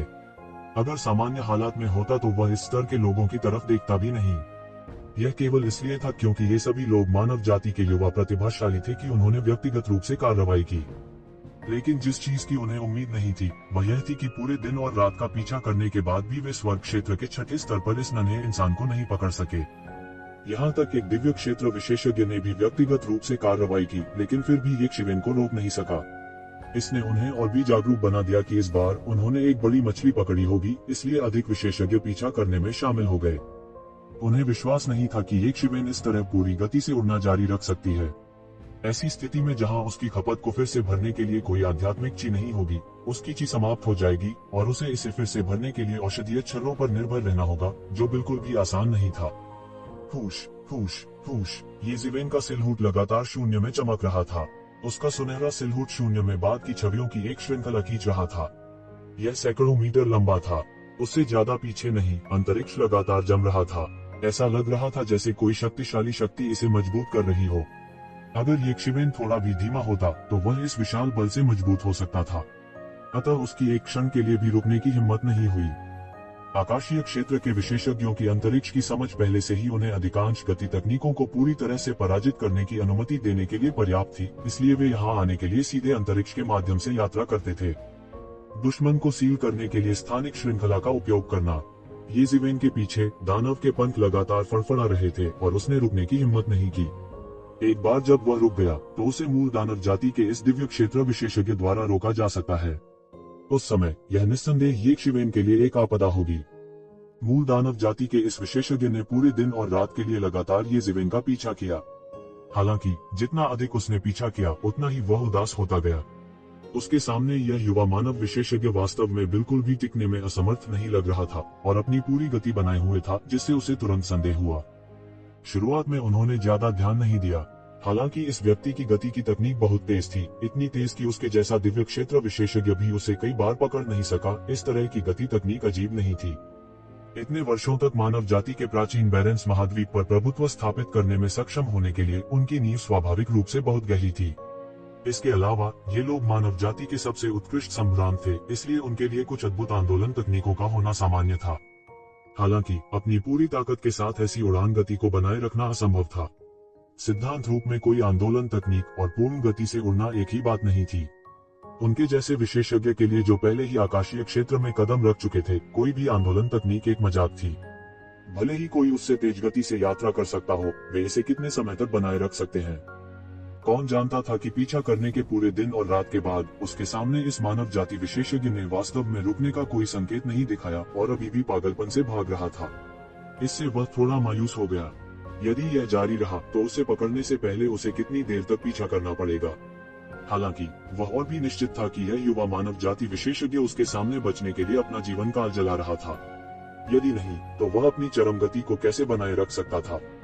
यह समझ में नहीं आया। यह बिल्कुल समझ में नहीं आया। जहां तक दूसरी संभावना की बात है कि इस व्यक्ति ने अपनी पूरी शक्ति का प्रयोग नहीं किया, वह तो और भी असंभव था। जैसे ही ऐसा विचार प्रकट हुआ, उन्होंने तुरंत इसे समाप्त कर दिया। यदि वास्तव में ऐसा था तो उन सभी एंड रेल्म सेलेस्टियल्स को बस अपना सिर दीवार से टकराना चाहिए और मर जाना चाहिए। मानव, जब तक आप आज्ञाकारी रूप से आत्मसमर्पण करते हैं और हमारी शैतान जाति के प्रति अपनी निष्ठा की प्रतिज्ञा करते हैं, मैं आपका जीवन बख्श सकता हूँ। यह मूल दानव जाति के पुराने पूर्वज ने कर्कश स्वर में कहा। यक्षविन की ओर बढ़ते ही उसके हाथ अंतहीन रोशनी से चमक उठे। हाँ, क्या मजाक है? क्या आपको लगता है कि मैं बेवकूफ हूँ? अगर मैं रुक गया तो क्या मैं तुम्हारे द्वारा तुरंत नहीं मारा जाऊंगा? उद्धरण चिन्ह। उसके सामने सुनहरी आकृति से थोड़ी चिंतित आवाज आई। आवाज थोड़ी चिंतित थी, जिसने मूल दानव जाति के पुराने पूर्वज को विश्वास दिलाया कि उसके सामने का मानव अब और नहीं रोक सकता। अब वह धीरे धीरे शांत हो गया। क्या यह सिर्फ धैर्य की प्रतियोगिता नहीं थी? अपने स्तर तक साधना करने में सक्षम होने के लिए उनमें सबसे कम कमी थी धैर्य की। क्या मजाक है? मैं अर्गुएलो इतने सालों से दानव दुनिया में प्रसिद्ध हूँ। मैं कभी अपने शब्दों से कब पीछे हट गया हूँ? जब तक आप हमारी दानव जाति में शामिल होने के इच्छुक हैं, हम आपको मानव जाति से अधिक देंगे। जब वह समय आता है तो आप आकाशीय क्षेत्र में भी कदम रख सकते हैं। आर्गुएलो ने शांति से कहा। उनका लहजा असाधारण आत्मविश्वास से भरा था। इसके अलावा आप इस दानव दुनिया में कहाँ भाग सकते हैं? कोई भी इंसान इस शैतानी दुनिया से नहीं बच सकता। एक हाथ में छड़ी और दूसरे हाथ में गाजर के साथ अर्गुएलो ने बहुत पहले ही इसमें महारत हासिल कर ली थी। हुश हुश, जितना समय उन्हें बोलने में लगा उतने समय में वे पहले ही हजारों पहाड़ों और नदियों को पार कर चुके थे। सौभाग्य से दानव दुनिया अतुलनीय रूप से विशाल और असीम थी। यह प्राचीन बेरेंस महाद्वीप से भी बड़ा था। यदि यह केवल एक छोटी सी दुनिया होती तो वे एक दिन और रात में दुनिया के एक छोर से दूसरे छोर तक उड़ान भरने में सक्षम होते। अचानक उसके सामने की सुनहरी रोशनी फैल गई। आकृति पूरी तरह से रुक गई और घूम गई। अगुएरो ने देखा कि यह मानव जाति का एक नाजुक और सुंदर युवक था। उसने उपहास किया और कुछ हद तक मजाकिया मुस्कान प्रकट की। वह रुक भी गया, लेकिन उसे हमला करने की कोई जल्दी नहीं थी। उनकी राय में जीत पहले से ही उनके हाथ में थी। इसके बारे में क्या ख्याल है? क्या आपने इसके बारे में सोचा है? वैसे भी 1 या 2 से अधिक मनुष्य हैं जो हमारी दानव जाति में शामिल हो गए हैं। जब तक आप इसे अच्छी तरह से ढकते हैं तब तक आप मानव जाति में वापस आ सकते हैं। किसी को पता नहीं चलेगा कि आप हमारी डायमंड रेस में शामिल हो गए हैं। इसके विपरीत हम अपने संसाधनों का उपयोग आपको शीर्ष पर पहुंचने में मदद करने के लिए करेंगे। आप मानव जाति में जो कुछ भी करना चाहते हैं उसे करने में सक्षम होंगे और महान शक्ति प्राप्त करेंगे। यह मौत से कहीं बेहतर है। अर्गुएलो मुस्कुराया और येशिवेन की ओर ठंडी नजरों से देखा। यह ऐसा था जैसे वह येशिवेन को एक कुत्ते की तरह दया की भीख मांगने के लिए आज्ञाकारी रूप से रेंगते हुए देख सकता था। मानव जाति बस इतनी नीच थी। अगर उन्होंने उसे नहीं पीटा तो यह संतोषजनक नहीं होगा। इस समय उसके पीछे बड़ी संख्या में आकाशीय दैत्य भी आ गए थे। क्या आपको लगता है कि मैंने दया की भीख मांगना बंद कर दिया है? येशिवेन ने धीरे से कहा। क्या आपको लगता है कि मैंने दया की भीख मांगना बंद कर दिया? येशिवेन ने धीरे से कहा। क्या ऐसा नहीं है? अगुएरो ने अपने चेहरे पर एक उपहासपूर्ण और तिरस्कारपूर्ण मुस्कान के साथ येशिवेन को ठंडेपन से देखा। वह मनुष्यों के बारे में बिल्कुल नहीं सोचता था। शायद राक्षसों के दिलों में मानव जाति एक अजेय भूमि में सिर्फ एक और जाति थी। वे कुछ भी नहीं थे। वे सुअरों के झुंड की तरह थे, बिल्कुल अलग तरह के सुअर। मेरे पास कोई विकल्प नहीं था। स्वर्ग क्षेत्र के विशेषज्ञ बहुत चालाक हैं। मैंने तुम्हें लुभाने के लिए बहुत प्रयास किया। येशिवेन ने शांति से कहा जैसे वह कुछ समझा रहे हों। मुझे फुसलाओ, क्या तुमने घात लगाया है? अगुएरो चौंका, लेकिन फिर उसने उपहास किया। ये कहाँ था? यह शैतानी क्षेत्र था। मानव कबीले के विशेषज्ञ यहाँ कैसे प्रकट हो सकते थे जब तक कि वे डेविल रियलम की रक्षा पंक्ति को तोड़ नहीं देते? यहाँ तक कि विशेषज्ञों के इस समूह को भी अलग अलग जगहों पर सिर्फ इसलिए भेजा जा सकता था ताकि शैतानी दायरे का ध्यान आकर्षित न हो। अगर घात भी लगा होता तो क्या? वह एक स्वर्ग क्षेत्र विशेषज्ञ था और वह स्वर्ग क्षेत्र के नीचे किसी की परवाह नहीं करेगा। यह स्वर्ग क्षेत्र विशेषज्ञ का विश्वास था। येशिवेन ने अपने पीछे के विशेषज्ञों को देखा और हंसे। बस अच्छा है, इतने सारे लोगों के साथ मैं एक ही बार में उन सभी से निपट सकता हूँ। अभिमानी, यह इंसान पागल है। मुझे लगता है कि वह खुद को पेशाब करने से डरता है। उसके पीछे के राक्षस गर्जना कर रहे थे और गुस्से से येशिवेन को देख रहे थे। उनकी राय में क्या यह मानव बवुआ इतना डरा हुआ था कि वह पागल हो गया था? मैं देखना चाहता हूँ कि आपके पास और कौन सी तरकीबें हैं। अगुएरो अपने हाथों को उसकी पीठ के पीछे रखकर खड़ा हो गया और उपहास किया। उसकी ठंडी आंखें लगातार आसपास के इलाकों को देखती रहती थीं। यह है। उसे जल्दी ही आभास हो गया कि कुछ गड़बड़ है। अंतरिक्ष में कुछ छिपा हुआ लग रहा था। ऐसा लग रहा था कि इस लड़के ने सच में कुछ तैयार किया है। मुझे उम्मीद नहीं थी कि आप वास्तव में कुछ तैयार करेंगे। मैं वास्तव में नहीं जानता कि आपके बारे में क्या कहूँ। आप बहुत साहसी हैं। यह पहली बार है जब मैं घिरा हुआ हूँ। अगुएरो ने कहा। येशिवेन, तुम अभी शुरू कर सकती हो। तुम अभी भी उसके साथ बकवास क्यों कर रही हो? हमारे पास ज्यादा समय नहीं बचा है।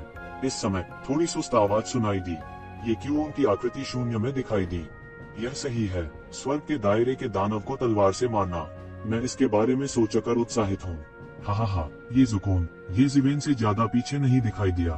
फिर ये कियान और हरा शंख भी प्रकट हुए। हा, यह बहुत मजेदार है। अगुएरो जोर से हंसा। क्या आपको लगता है कि ये छोटे फ्राइज मुझसे निपट सकते हैं? क्या आपको लगता है कि स्वर्ग क्षेत्र के विशेषज्ञ सड़क के किनारे गोभी हैं? क्या आपको लगता है कि कोई उनसे निपट सकता है? मुझे लगता है कि आपने अपना सिर खो दिया है। क्या आपको लगता है कि उन मानव योद्धाओं द्वारा प्रशंसा किए जाने के बाद आप इतने अहंकारी हो गए हैं? ठीक है, यह भी ठीक है। तुम सब मरो और मेरी कठपुतली बन जाओ। आप मानव प्रतिभाओं के साथ मैं अपने जासूसों को मानव जाति के ऊपरी क्षेत्रों में विकसित करने के अवसर को जब्त कर सकता हूँ। उद्धरण चिन्ह। मानव प्रतिभाओं के इस जत्थे के साथ मैं अपने जासूसों को मानव जाति के ऊपरी क्षेत्रों में विकसित करने का अवसर ले सकता हूँ। अगुएरो ने तुरंत हमला किया। उसने अपने हाथ से पकड़ लिया और पूरा शून्य जम गया। अनगिनत सांकेतिक शक्तियां प्रकट हुई और एक भयानक शक्ति येज़ेविन और अन्य लोगों की ओर फूट पड़ी। जैसे ही यह शक्ति येज़ेविन तक पहुंचने वाली थी, एक अदृश्य शक्ति द्वारा इसे शून्य में बदल दिया गया। इससे पहले कि अगुएरो यह समझ पाता कि क्या हो रहा है, येज़ेविन अंत में चले गए। अचानक येज़ेविन आखिरकार चली गई। वह चिल्लाया, मैं नाटक कर रहा हूँ या नहीं, आप एक बार कोशिश करके जान जाएंगे। क्या आप चाहते हैं कि मैं आपकी कठपुतली बनूं? मैं चाहता हूं कि आप आज्ञाकारी रूप से बिंदु बने। हाँ, आकाशीय क्षेत्र विशेषज्ञ के पास लाखों अंग हैं। ये क्यों जोर से हंसा। गड़गड़ाहट। सभी दिशाओं से एक तेज गड़गड़ाहट की आवाज आई और अंतरिक्ष थोड़ा कांपने लगा, मानो जमीन से कुछ उठ रहा हो। वह क्या है? इस समय किसी को अचानक एहसास हुआ कि नीदरलैंड की आभा वाला पानी शून्य से रिस रहा है। यह अधिक से अधिक प्रकट होता गया और धीरे धीरे इसने उन्हें घेर लिया। यह नाइन नेदर हिल एम्परर वाटर है। जैसा कि आकाशीय क्षेत्र के एक पुराने पूर्वज से उम्मीद की गई थी, अगुएरो वास्तव में जानकार थे और वास्तव में नाइन नेदर हिल एम्परर वाटर को पहचानते थे। हालांकि नाइन नीदरलैंड हिल एम्परर वाटर केवल दूसरी दुनिया में मौजूद नहीं है और प्राचीन काल से विलुप्त हो गया है। पाताल शाही गठन सक्रिय। बिजली की गड़गड़ाहट से क्षेत्र में कोहराम मच गया। अनगिनत जल ड्रैगन तुरंत पानी में बने और शून्य में तैरते राक्षसों की ओर फुसफुसाए। टकराना। अगुएरो ने एक पानी के अजगर को मुंह से मारा और शाप दिया, धिक्कार है, यह क्या बकवास है। क्या आपको लगता है कि आप इसके साथ मेरा कुछ भी कर सकते हैं? एक अत्याचारी शक्ति तुरंत उसके शरीर से बाहर निकल गई। एक धमाके के साथ उसके चारों ओर एक निरपेक्ष डोमेन बन गया। इससे पहले कि पानी के ड्रैगन उसके करीब पहुंच पाते, वे तुरंत उसके द्वारा टुकड़े टुकड़े कर दिए गए। यह क्या बदतमीजी है। केवल इस स्तर के घात के साथ एक स्वर्ग क्षेत्र विशेषज्ञ पर घात लगाने की कोशिश कर रहे हैं। मुझे लगता है कि आपके सिर में कुछ गड़बड़ है। मैं तुम्हारी इस गलती की भरपाई तुम्हारे जीवन से करूंगा। अगुएरो ठंडी हंसी और शून्य को दोनों हाथों से पकड़ लिया। वो उस जगह को तोड़ना चाहता था और तुरंत येज़ेविन के सामने आ गया। अचानक उसने महसूस किया कि वह शून्य को नहीं फाड़ सकता। वह अवाक रह गया। यह कैसे संभव है? अपनी ताकत से मैं किस स्थान को फाड़ नहीं सकता? यह असंभव है। अगुएरो को विश्वास नहीं हो रहा था। इसमें इतना अजीब क्या है? मैं नाइन्थ हिल एम्परर फॉर्मेशन का एकमात्र अधिपति हूँ और आपके लिए मेरे खिलाफ जाना बिल्कुल असंभव है। अचानक एक महिला की सर्द आवाज गूंज उठी। फिर एक पीली आकृति शून्य में से गुजरी और उसके सामने प्रकट हुई। अगुएरो को ठंडेपन से घूरते हुए उसके शरीर से एक शक्तिशाली शैतानी आभा निकली। आप कौन है? अगुएरो ने यूलियान को ठंडेपन से देखा। उसने सहज रूप से महसूस किया कि यूलियान साधारण नहीं थी। आपको यह जानने की जरूरत नहीं है कि मैं कौन हूँ। मरे हुए लोगों को जानने की जरूरत नहीं है, आप लियान ने ठंडेपन से कहा। फिर वो येज़ेविन की ओर मुड़ी और बोली, यंग मास्टर, इसे मुझ पर छोड़ दो। यह आदमी बच नहीं सकता। चूंकि वह मेरे हेड्स रॉयल फॉर्मेशन में है, वह सिर्फ एक मेमना है जो वध किए जाने की प्रतीक्षा कर रहा है। येज़ेविन ने सिर हिलाया। यहाँ यूलियान के साथ उसे स्वाभाविक रूप से चिंता करने की जरूरत नहीं थी। उसने अगुएरो को देखा और कहा, अच्छा बनो और अपनी मृत्यु की प्रतीक्षा करो। मैं तुम्हें मारने के लिए आधे महीने से व्यस्त हूँ। तुम मौत को दावत दे रहे हो। अगुएरो तुरंत गुस्से में था। एक जोश के साथ उसका फिगर बाहर निकला और येज़ेविन की ओर झपटा। हालांकि वह अंतरिक्ष को अलग नहीं कर सका, फिर भी उसकी गति तकनीक बहुत तेज थी। एक काली बिजली की तरह वह एक पल में उड़ गया और येज़ेविन के सिर पर चढ़ गया। वह बता सकता था कि येज़ेविन इन लोगों का नेता था। इस स्थिति को हल करने के लिए उसे येज़ेविन को मारना पड़ा। हाँ, उसने एक नाजुक चीख सुनी। फिर एक सफेद हाथ सीधे नीचे गिरा और उसके राक्षसी पंजे से टकरा गया। बूम! सोने और लोहे के टकराने की आवाज के साथ एक भयानक दहाड़ तुरंत निकल गई। अगुएरो ने तुरंत अपने शरीर पर एक भयानक शक्ति महसूस की। उसकी हड्डियां ऐसी लग रही थी जैसे वे कुचली जाने वाली हों। उसने आसमान में पीले रंग की महिला को अविश्वास में देखा। आखिर आप हैं कौन? इस समय वो येज़ेविन की परवाह करने के मूड में नहीं था। उसका पूरा शरीर उसके सामने महिला पर केंद्रित था।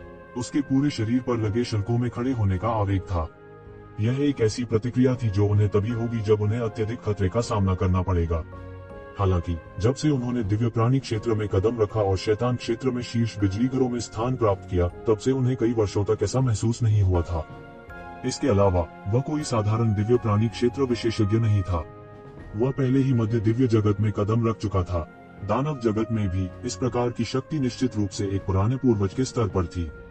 सामान्य लोग उसके विरोधी नहीं हो सकते थे, इसलिए वह इतना आश्वस्त था। यहाँ तक जब उसे पता चला कि वह गिरा हुआ है, तब भी उसने नहीं सोचा था कि कुछ हो सकता है। शैतान के दायरे में मानव जाति की अल्पशक्ति को देखते हुए संभवतः उसके साथ क्या हो सकता है। हालांकि यह पहली बार था जब उन्हें पछतावा हुआ। इस भयानक भावना ने उसे पीछे हटना और बचना चाहा। कई सालों से उन्होंने ऐसा महसूस नहीं किया था। उनका मानना कि उनकी छठी इंद्री गलत नहीं होगी। हालांकि उसने भागने के विचार को बलपूर्वक दबा दिया क्योंकि वह समझ सकता था कि यदि वह रहने के बजाय बच जाता तो परिणाम और भी भयानक होंगे। तुम भी एक दानव हो, ठीक है? तुम उन मनुष्यों की मदद क्यों कर रहे हो? अगुएरो ने पूछा। आप ऐसा बेवकूफी भरा सवाल क्यों पूछ रहे हैं? क्या आपका आईक्यू खराब हो गया है? आप लियान चांदी की घंटी की तरह मुस्कुराई। फिर उसने पैनी नजर से कहा, उसे पहले जगाने के लिए मुझे परवाह नहीं है, भले ही मुझे दुनिया के सभी राक्षसों को मारना पड़े। यूलियान ने अपना हाथ उठाया। अनगिनत मात्रा में हेड्स रॉयल वाटर उसके हाथ में एक लंबी तलवार में संघनित हो गया। एक जोश के साथ तलवार प्रकाश आकाश में छेद कर गया और तुरंत स्वर्ग क्षेत्र के विशेषज्ञ की ओर बढ़ गया। धत तेरी की, अगुएरो ने झट से शाप दिया। उनके हाथों की एक लहर के साथ उनके हाथों में एक लंबा राक्षसी भाला दिखाई दिया। उसने उसे बाहर निकाला और भाले का प्रकाश आकाश में फैल गया। यह एक राक्षसी अजगर की तरह तलवार प्रकाश की ओर बढ़ रहा था। बूम! उसके भीतर भयानक शक्ति उबल पड़ी। अनगिनत कानून अचानक सामने आ गए। दो भयानक शक्तियों के टकराव के तहत कानून भी टूट गए। हुश! जब तलवार की रोशनी ने भाले की रोशनी को आधा काट दिया तो इसकी गति कम नहीं हुई क्योंकि यह सीधे अगुएरो की ओर बढ़ रही थी। डांग! तलवार की रोशनी सीधे अगुएरो के राक्षसी भाले के शाफ्ट पर लगी। Dang dang! अगुएरो पीछे हट गया। उसकी अभिव्यक्ति में काफी बदलाव आया।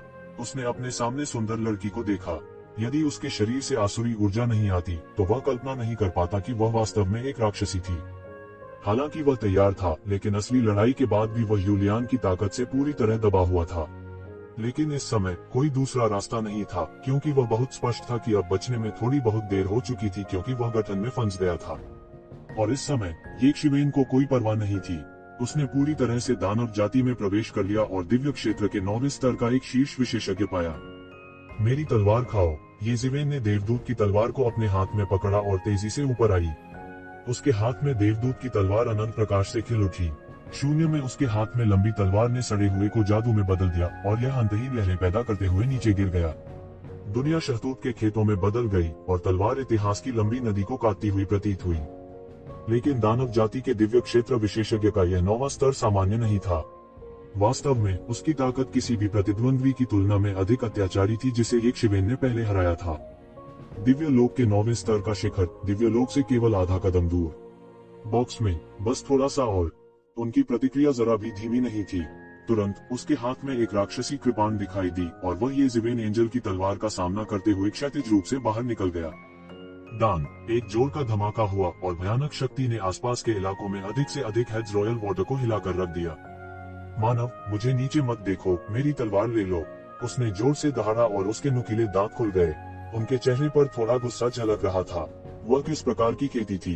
दानव दुनिया में वह दिव्य क्षेत्र के विशेषज्ञों से केवल नीचे था। उसे घात लगाए जाने की उम्मीद नहीं थी। यदि यह अभी था तो वह अभी भी बहुत आश्वस्त था क्योंकि वह दिव्य क्षेत्र के एक विशेषज्ञ का अनुसरण कर रहा था। लेकिन अब यूलियान के शक्तिशाली हमले को देखते हुए उसके पास अब इतना आत्मविश्वास नहीं था। और यह सब उसके सामने मनुष्य के कारण हुआ। वह अपने दिल में नफरत कैसे नहीं कर सकता था। अचानक कृपाण आभा उठी। क्षण भर में सारा आकाश कृपाण आभा से भर गया और वह चमकते तारों के समूह की तरह नीचे गिर पड़ा। एक पल में इसने आधे से अधिक आकाश को कवर कर लिया और एक लहर बह गई। येजिवेन घबराया नहीं और उसने एंजल की तलवार से इसका सामना किया। दान! एक और बड़ा धमाका हुआ और दोनों 2 कदम पीछे हट गए। आश्चर्यजनक रूप से वे इस एक्सचेंज में समान रूप से मेल खाते थे। येजिवेन का दायरा इस महान शैतान कबीले के मालिक की तुलना में बहुत कम था। अधिक से अधिक वह दिव्य क्षेत्र की 9वीं स्वर्गीय परत में केवल एक साधारण बिजली घर के खिलाफ संघर्ष कर सकता था।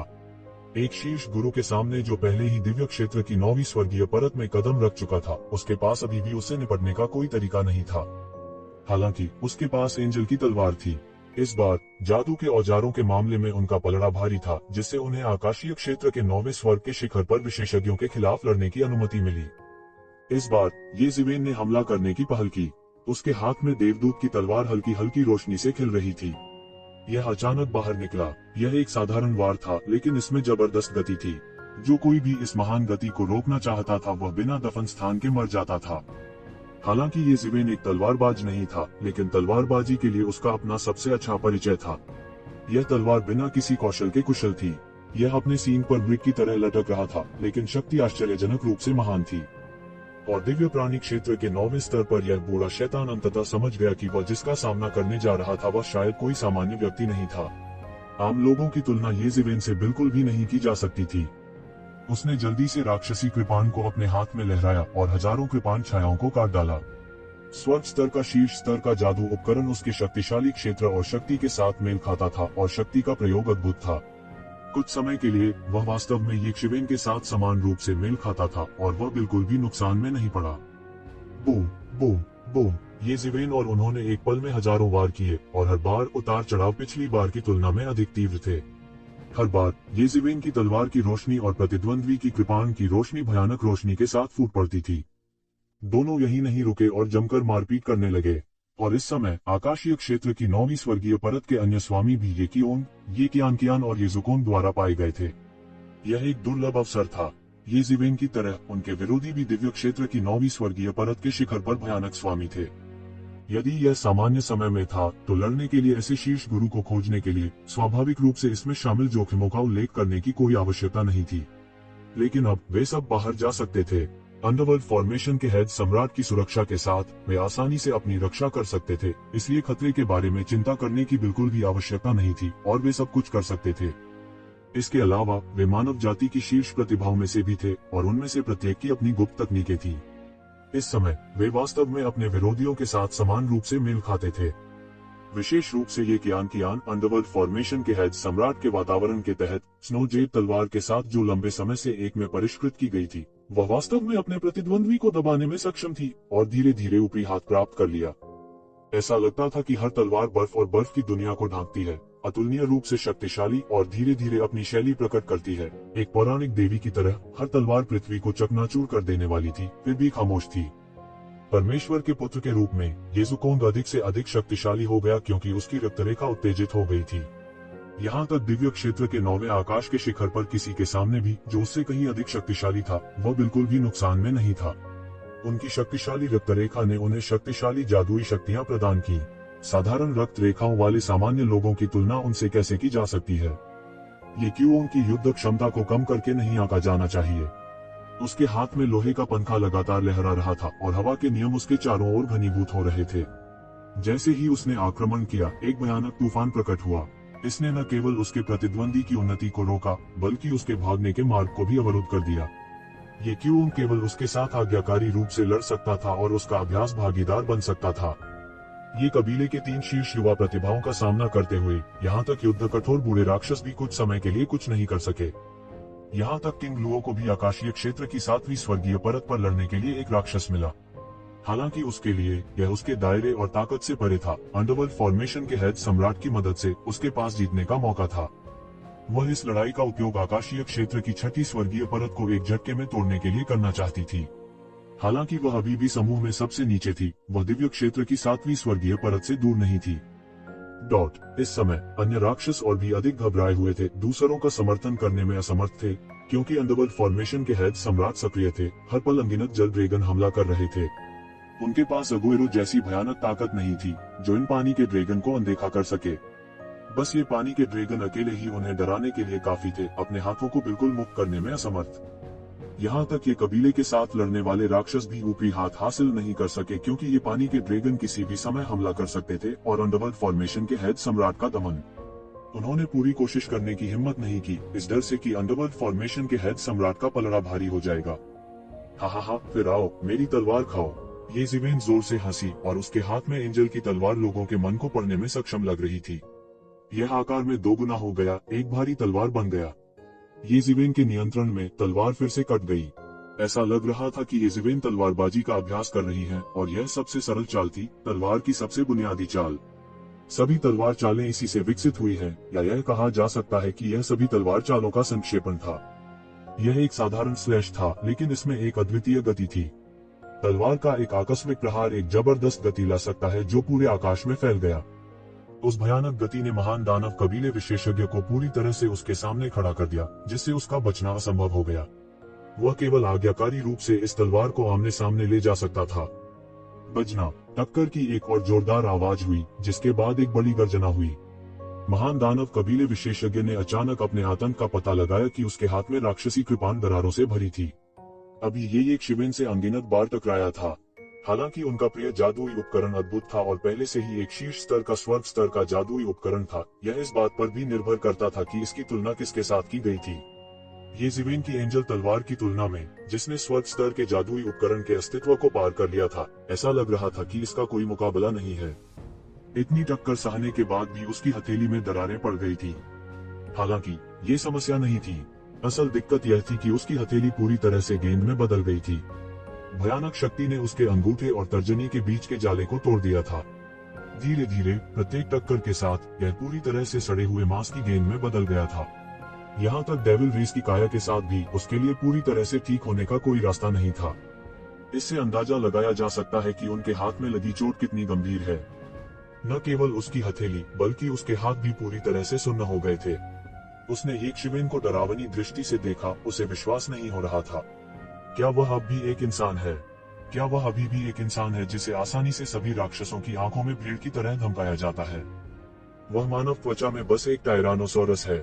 यह सोचकर वह थोड़ा सिहर उठे बिना नहीं रह सका, लेकिन कोई रास्ता नहीं था। 9 अंडरवर्ल्ड सम्राट फॉर्मेशन की सक्रियता के साथ सभी को पता चल गया था कि वे बिल्कुल भी नहीं बच सकते। सभी दिशाओं में 99 अंडरवर्ल्ड सम्राट के झंडों ने पूरे स्थान को अवरुद्ध कर दिया।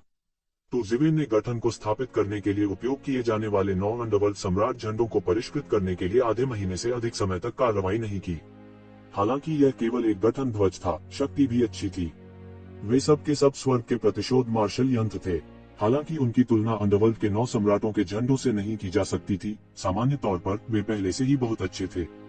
99 अंडरवर्ल्ड सम्राट झंडों के शोधन के साथ 9 अंडरवर्ल्ड सम्राट फॉर्मेशन की शक्ति पतली हवा से कई स्तरों तक बढ़ गई। मेरी तलवार फिर से खाओ, देखो मैं तुम्हें एक तलवार से खत्म कर दूं। ये जिवेन चिल्लाया और उसके हाथ में स्वर्गदूत की तलवार फिर से फिसल गई। भारी तलवार का कोई किनारा नहीं था और यह कुशल थी।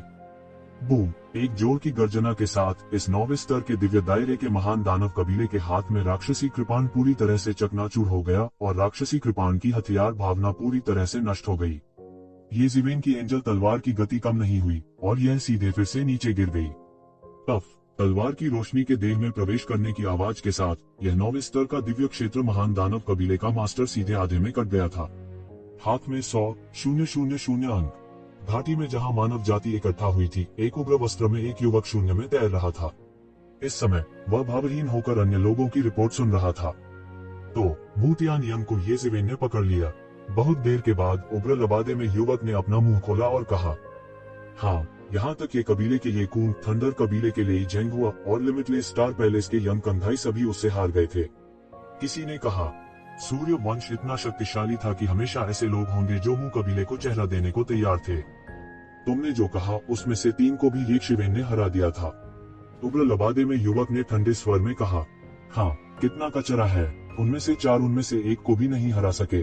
उग्र लबादे में युवक ने ठंडेपन से कहा।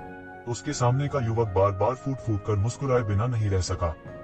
उसने अपनी आंखों से देखा था कि ये जिवेन एक अनजान व्यक्ति, बहुत भयंकर और अपराजेय था। वे 4 लोग साधारण लोग नहीं थे।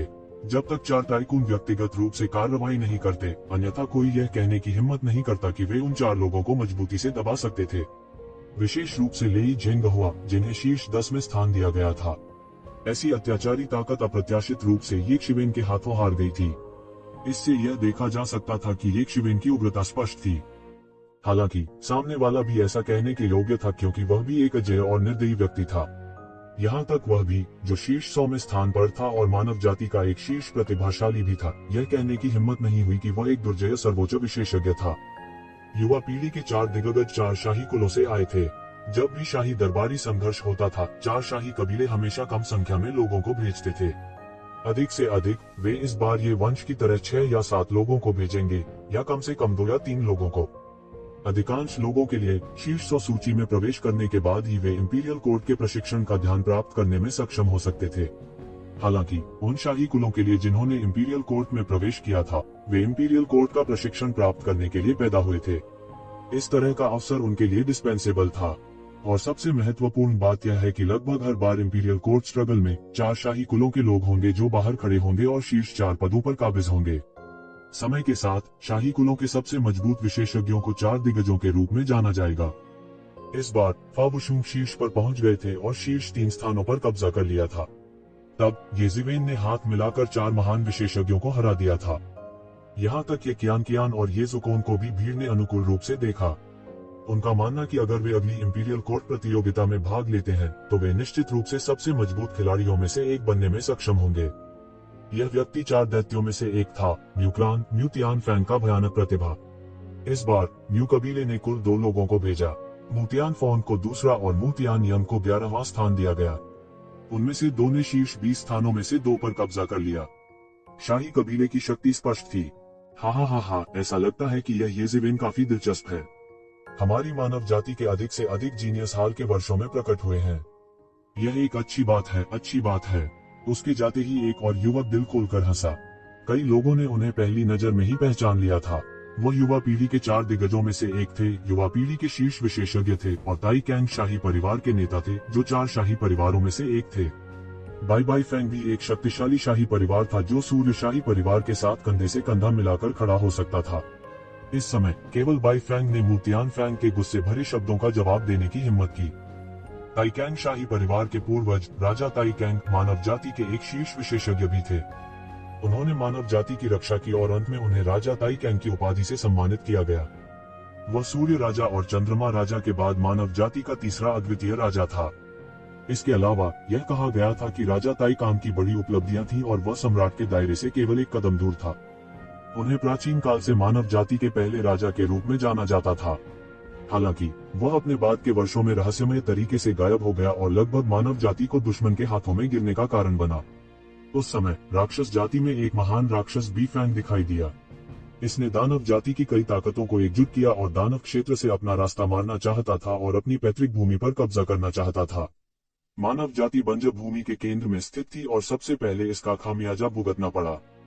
ऐसा ही हुआ कि मानव जाति के चौथे राजा ताई किंग युद्ध की अराजकता के दौरान कहीं से भी प्रकट हुए।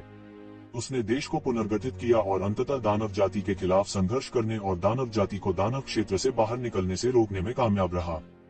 म्यू तियानफैंग ने बाई फैंग पर नजर डाली और कहा, अगर यह व्यक्ति गलत इरादे रखता है तो यह हमारी मानव जाति के लिए अच्छी बात नहीं होगी। सभी ने अपना मुंह बंद रखा और कुछ नहीं बोले। हर कोई बहुत स्पष्ट था कि ताई कैंग शाही परिवार की संरचना में 4 शाही कुलों का वर्चस्व था। 28 मार्किस कुलों का भी अपना झुकाव था। उनमें से ये कबीला ताई कैंग शाही परिवार के साथ हमेशा निकट संपर्क में रहा है। वे ताई कैंग शाही परिवार के खेमे के सदस्य थे। इस समय उन्हें स्वाभाविक रूप से ये कबीले के लिए बोलना पड़ा। इन 4 लोगों की हरकतों की तुलना में येज़िवेन की हरकतें जांच के योग्य नहीं है।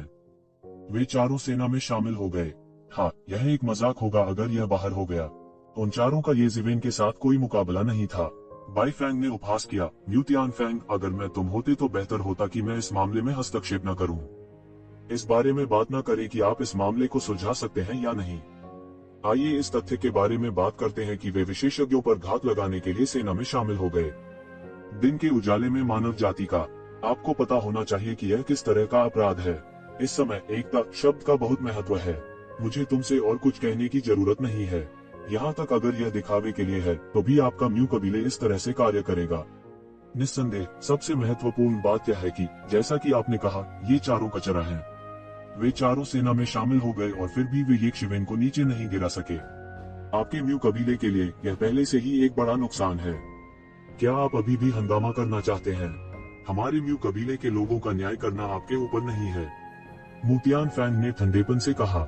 वह कह सकता था कि मू तियानयंग कचरा था, लेकिन वह दूसरों को ऐसा कहने की अनुमति नहीं दे सकता था।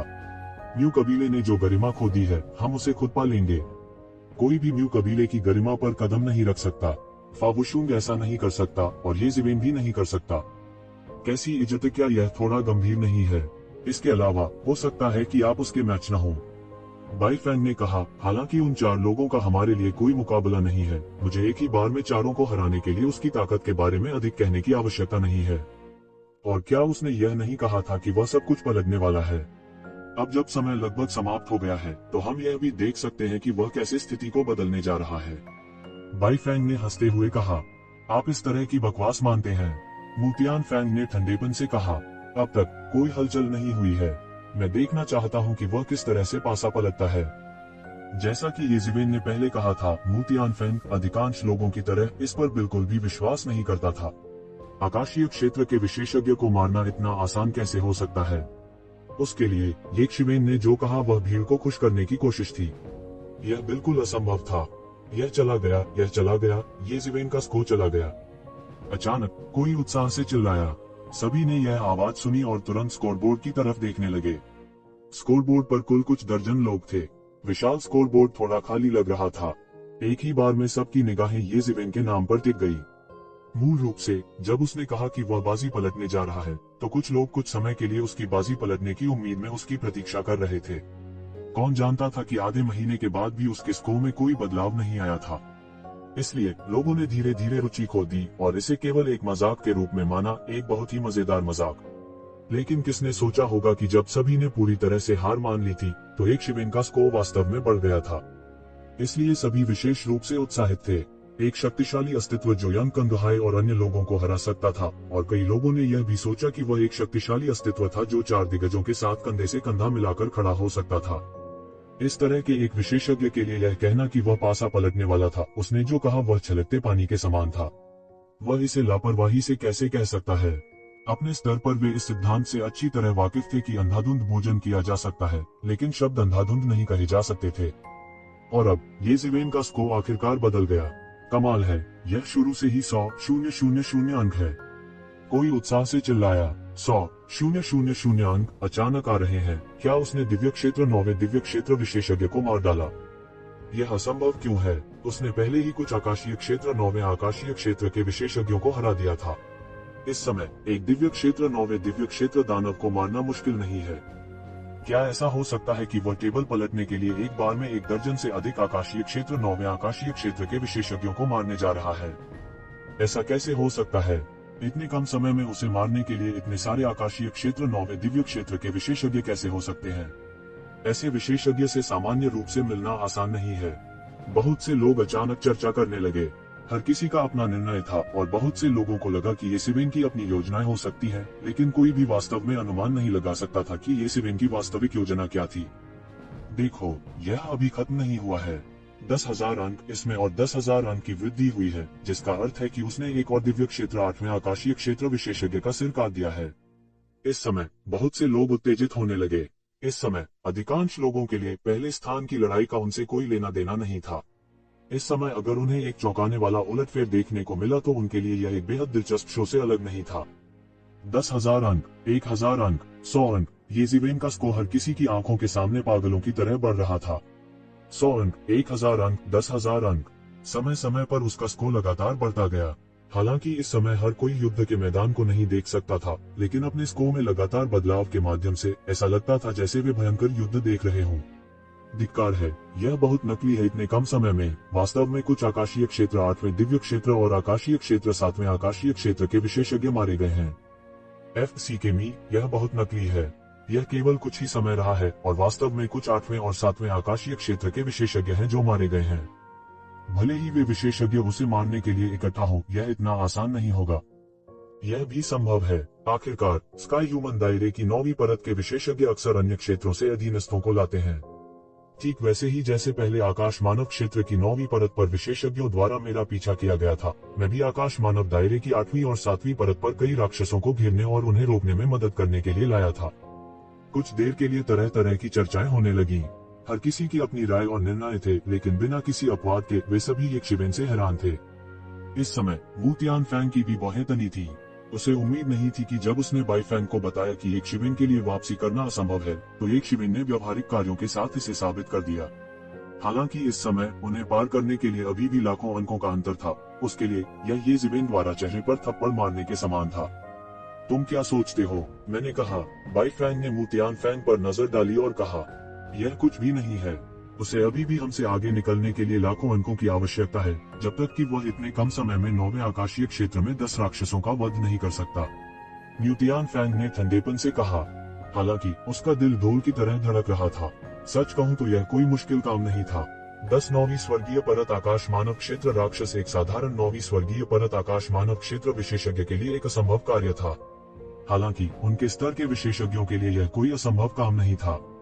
वास्तव में यदि यह पिछले 6 महीनों में अधिकांश समय पीछा करने की स्थिति के लिए नहीं होता तो उनकी उपलब्धियां इससे कहीं अधिक होती। वे 2 या 3 मिलियन अंक तक भी पहुंच सकते हैं। उस समय येक्शिवेन के लिए उन्हें फिर से पार करना बिल्कुल असंभव था, लेकिन अब भी येक्शिवेन के वापसी करने की संभावना नहीं थी।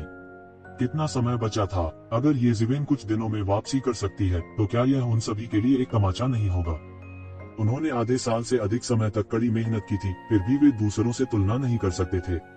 कुछ दिनों की कड़ी मेहनत निस्संदेह उनकी मेहनत को रौंद रही थी, खासकर जब उनमें से आधे से ज्यादा लोगों की जान चली गई थी। शेष लोगों के लिए उनमें से किसने मृत्यु से बाल बाल बचने का अनुभव नहीं किया था? उनमें से कुछ का पूरे 1 महीने तक शिकार भी किया गया था। अगर येक्शिवेन इस तरह वापसी कर सकती थी तो आधे साल की उनकी कड़ी मेहनत का क्या मतलब था? लेकिन तभी एक और जोर की चीख सुनाई दी। 100,000 अंक 1 और 100,000 अंक, उसके पास 200,000 से अधिक अंक हैं। अचानक सबकी निगाहें फिर से स्कोरबोर्ड पर टिक गईं। 1,00,000 अंक के बाद 1,00,000 अंक। इसका मतलब यह था कि उसने एक और 9वें फर्मामेंट हेवन रियलम विशेषज्ञ का वध कर दिया था। तब से 1.25 घंटा भी नहीं बीता था। इसके अलावा उसने स्काई ह्यूमन स्टेज की 7वीं और 8वीं परत पर उन विशेषज्ञों का भी नरसंहार किया था। दूसरे शब्दों में येज़िवेन ने आकाशीय क्षेत्र के 9वें स्तर का वध कर दिया और इसमें अधिक समय नहीं लगा। हालांकि वे लड़ाई की स्थिति नहीं देख सकते थे, लेकिन बढ़ते स्कोर को देखते हुए इसे लगभग सूखे खरपतवारों को कुचलने और सड़ी हुई लकड़ी को तोड़ने के रूप में वर्णित किया जा सकता था। इस सामान्य परिस्थितियों में उसे मारने के लिए 9वें दिव्य क्षेत्र के मास्टर का बाहर आना पहले से ही कमोबेश पर्याप्त है। कैसे कोई दूसरा 9वां आकाशीय क्षेत्र गुरु है? अचानक हर कोई थोड़ा अवाक रह गया। वे मूर्ख नहीं थे। जल्द ही उन्होंने पहले से ही निर्धारित कर लिया था कि येज़िवेन का पीछा किया जाना चाहिए था, इसलिए यह संभव था कि उसने पहले 9वें दिव्य क्षेत्र का वध किया और फिर 8वें दिव्य क्षेत्र और 7वें दिव्य क्षेत्र के स्वामी के एक समूह का वध किया। मूल रूप से सभी ने सोचा कि यह अंत होना चाहिए। आखिरकार पीछा करने वालों की इस लहर को पूरी तरह से खत्म कर देना चाहिए था। कौन जानता था कि उसने वास्तव में एक और 9th सेलेस्टियल रियल मास्टर का वध किया था, जिसका मतलब था कि इस बार यह लोगों का सिर्फ एक समूह नहीं था, लोगों के 2 समूह हो सकते थे, जिसके कारण ऐसी स्थिति संभव थी। इस समय सभी की रुचि अचानक जागृत हो गई। येज़िवेन, जिसके बारे में माना जाता था कि वह पूरी तरह से गायब हो गया था, इन अंतिम कुछ दिनों में वह वास्तव में फिर से इतनी बड़ी शक्ति के साथ फूट पड़ा, जिससे 9वें दिव्य क्षेत्र के 2 स्वामी लगातार मारे गए। यह स्कोरबोर्ड के शीर्ष को पार करने के लिए पर्याप्त नहीं था, लेकिन यह उसके लिए शीर्ष 30 में रहने के लिए पर्याप्त था। उसके बाद वे लोग केवल 8वें आकाशीय क्षेत्र के शिखर पर थे। 9वें दिव्य क्षेत्र के स्वामी को मारना उनके लिए असंभव था और 8वें दिव्य क्षेत्र के राक्षसों को मारना केवल 10,000 अंकों के लायक था। इन लोगों को पकड़ना असंभव था। शीर्ष 20 की तरह उनमें से प्रत्येक के पास भी 300,000 या 400,000 अंक थे, लेकिन उनके और स्कोरबोर्ड के शीर्ष के बीच अभी भी एक बड़ा अंतर था, जिनके पास 10 लाख से अधिक अंक थे। उन्हें पार करना असंभव था। हर कोई यह देखने के लिए इंतजार कर रहा था कि क्या येक्शिवेन कोई चमत्कार कर सकती है। यहाँ तक मू तियानफेंग, हालांकि सतह पर तिरस्कारपूर्ण था, फिर भी येज़िवेन की स्थिति पर ध्यान दे रहा था। उसी समय येक्शिवेन अभी भी लड़ रही थी। पुची, उसके हाथ में देवदूत की तलवार एक दानव तलवार की तरह थी, जो लगातार मार रही थी और मार रही थी। एक और 7वां आकाशीय क्षेत्र दानव उसे बिल्कुल नहीं रोक सका और येज़िवेन की तलवार से सीधे मौके पर ही मारा गया। शरीर के सभी रक्तसार को तियान्युआन मिरर द्वारा पूरी तरह से अवशोषित कर लिया गया था और इसका एक हिस्सा सार में वापस आ गया था, जिसे उसके द्वारा थोड़ा थोड़ा करके अवशोषित कर लिया गया था।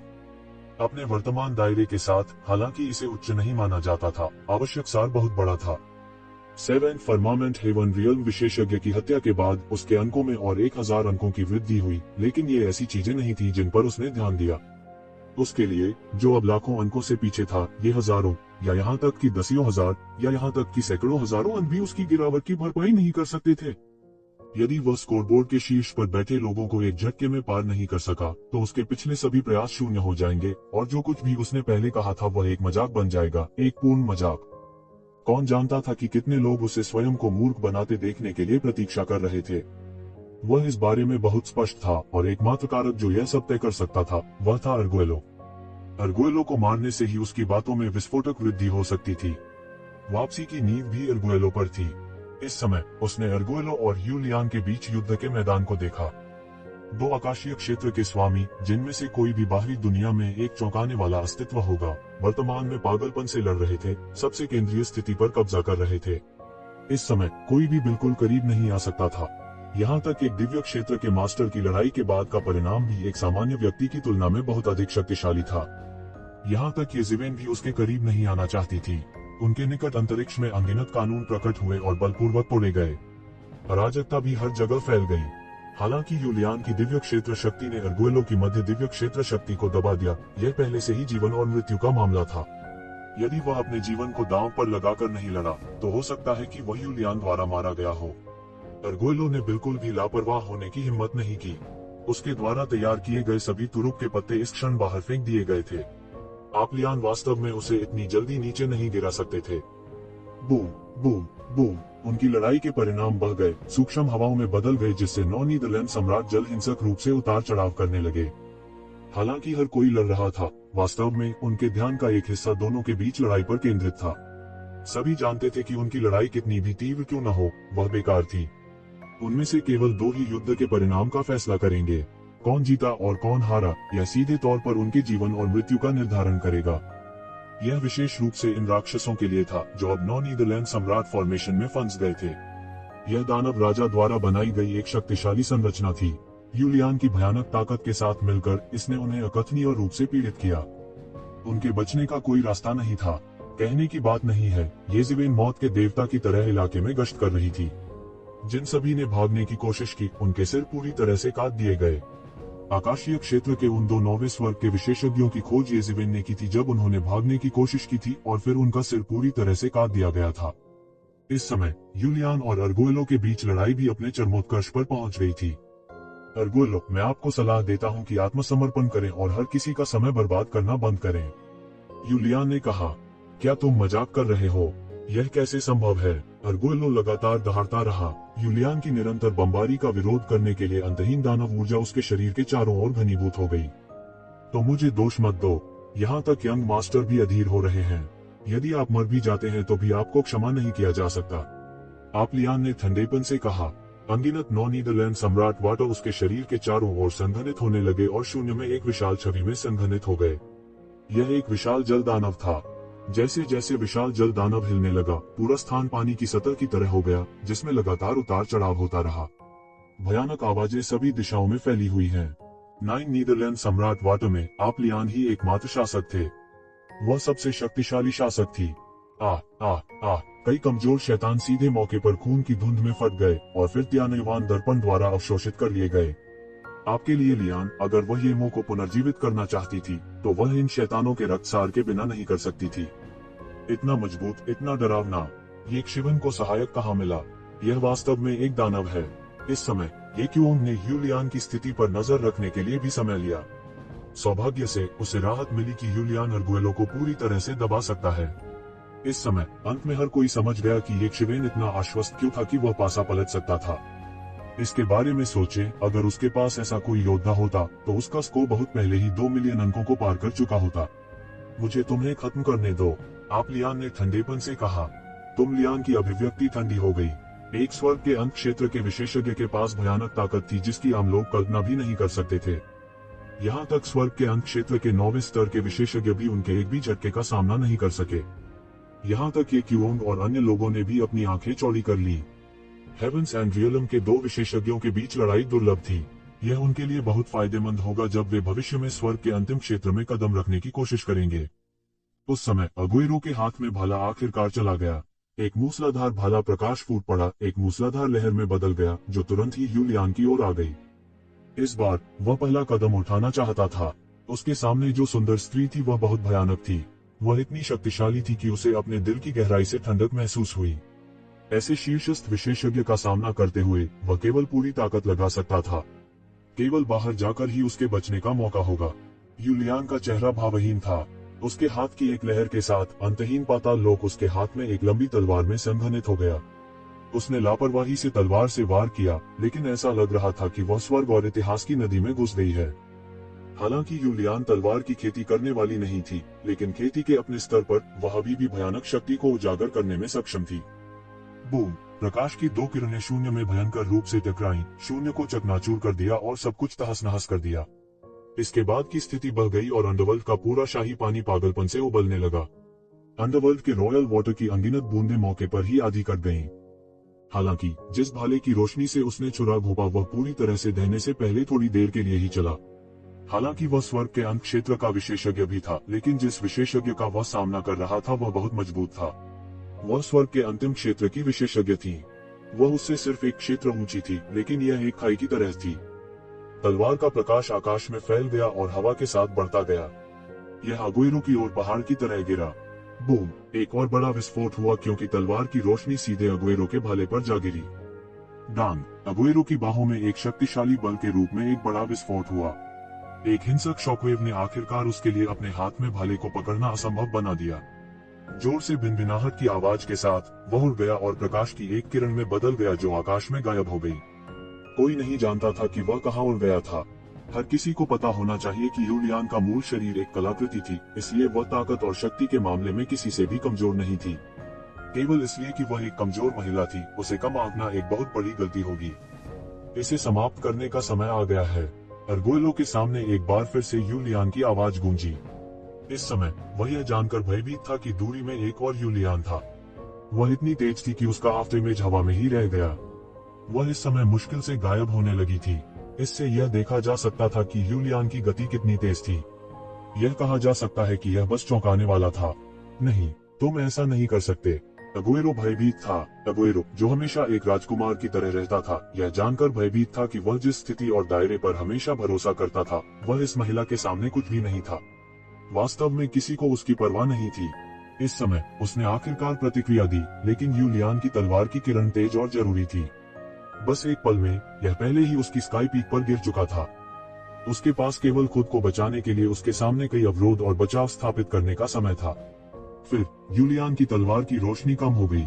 भारी बल द्वारा लाई गई तेज हवा इतनी तेज थी कि उसके गाल भी हल्के से दर्द कर रहे थे। टकराना, टकराना, टकराना। एक के बाद एक तेज धमाकों की आवाजें सुनाई देने लगी। उसने जो स्पिरिट फॉर्मेशन स्थापित किया था उसे किसी ने तुरंत नष्ट कर दिया था।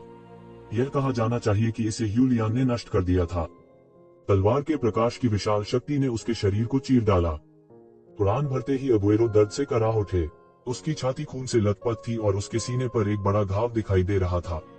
खून बह निकला। इतनी तेजी! सभी ने अगुएरो को पीछे की ओर उड़ते देखा और अंत में अपने होश में आए। वे अभी भी अविश्वास से भरे हुए थे। स्वर्ग क्षेत्र के विशेषज्ञों के बीच लड़ाई इतनी तेज थी कि वे प्रतिक्रिया भी नहीं कर सके। जितना उन्होंने सोचा था उससे कहीं ज्यादा भयानक था। वे सत्य के कितने ही निकट क्यों न हो, यदि वह वास्तविक नहीं था तो वह वास्तविक नहीं था।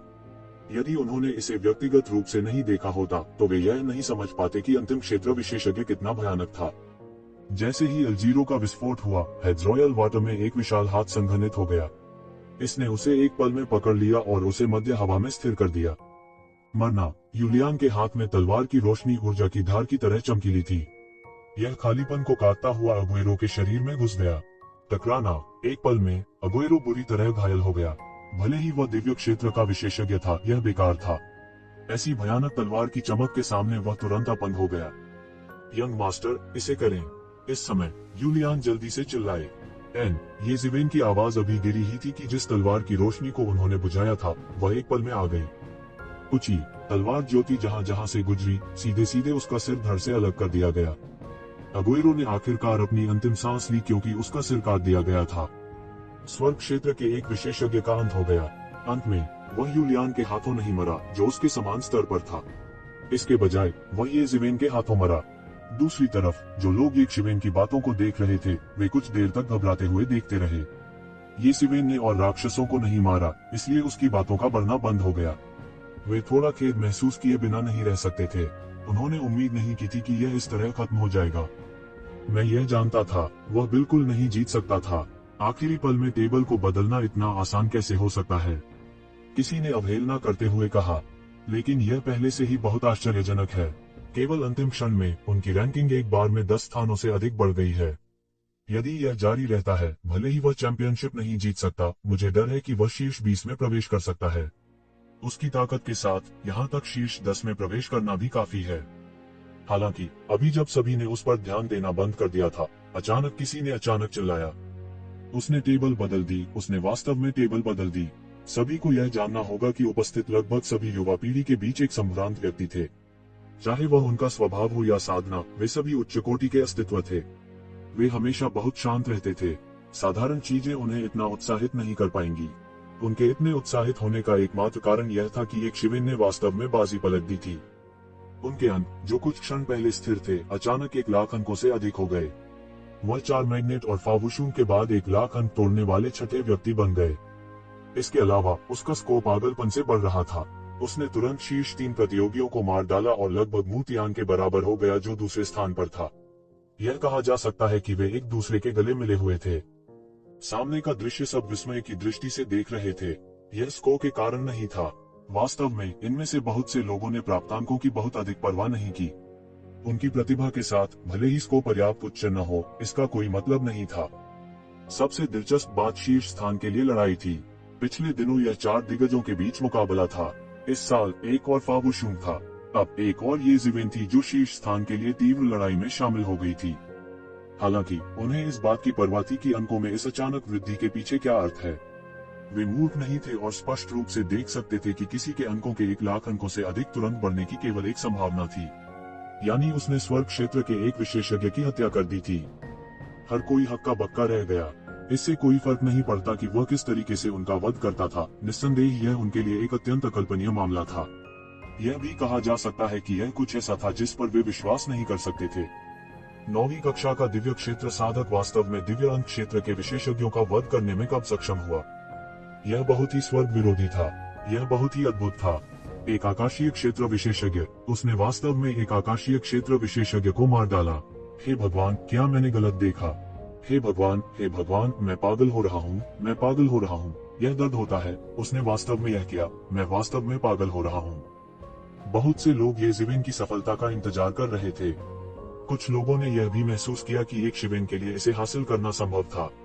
आखिरकार वे पहले ही इस स्तर पर पहुंच चुके थे, तो बेपरवाह कैसे बोल सकते थे? अगर वे इसे हासिल नहीं कर पाए तो वे सबके लिए उपहास का पात्र बन जाएंगे। वास्तव में यह एक आजीवन दाग बन सकता है। हालांकि जब एक शिवेन ने वास्तव में ऐसा किया और पाला बदल दिया, तो उनके लिए इसे स्वीकार करना कठिन था।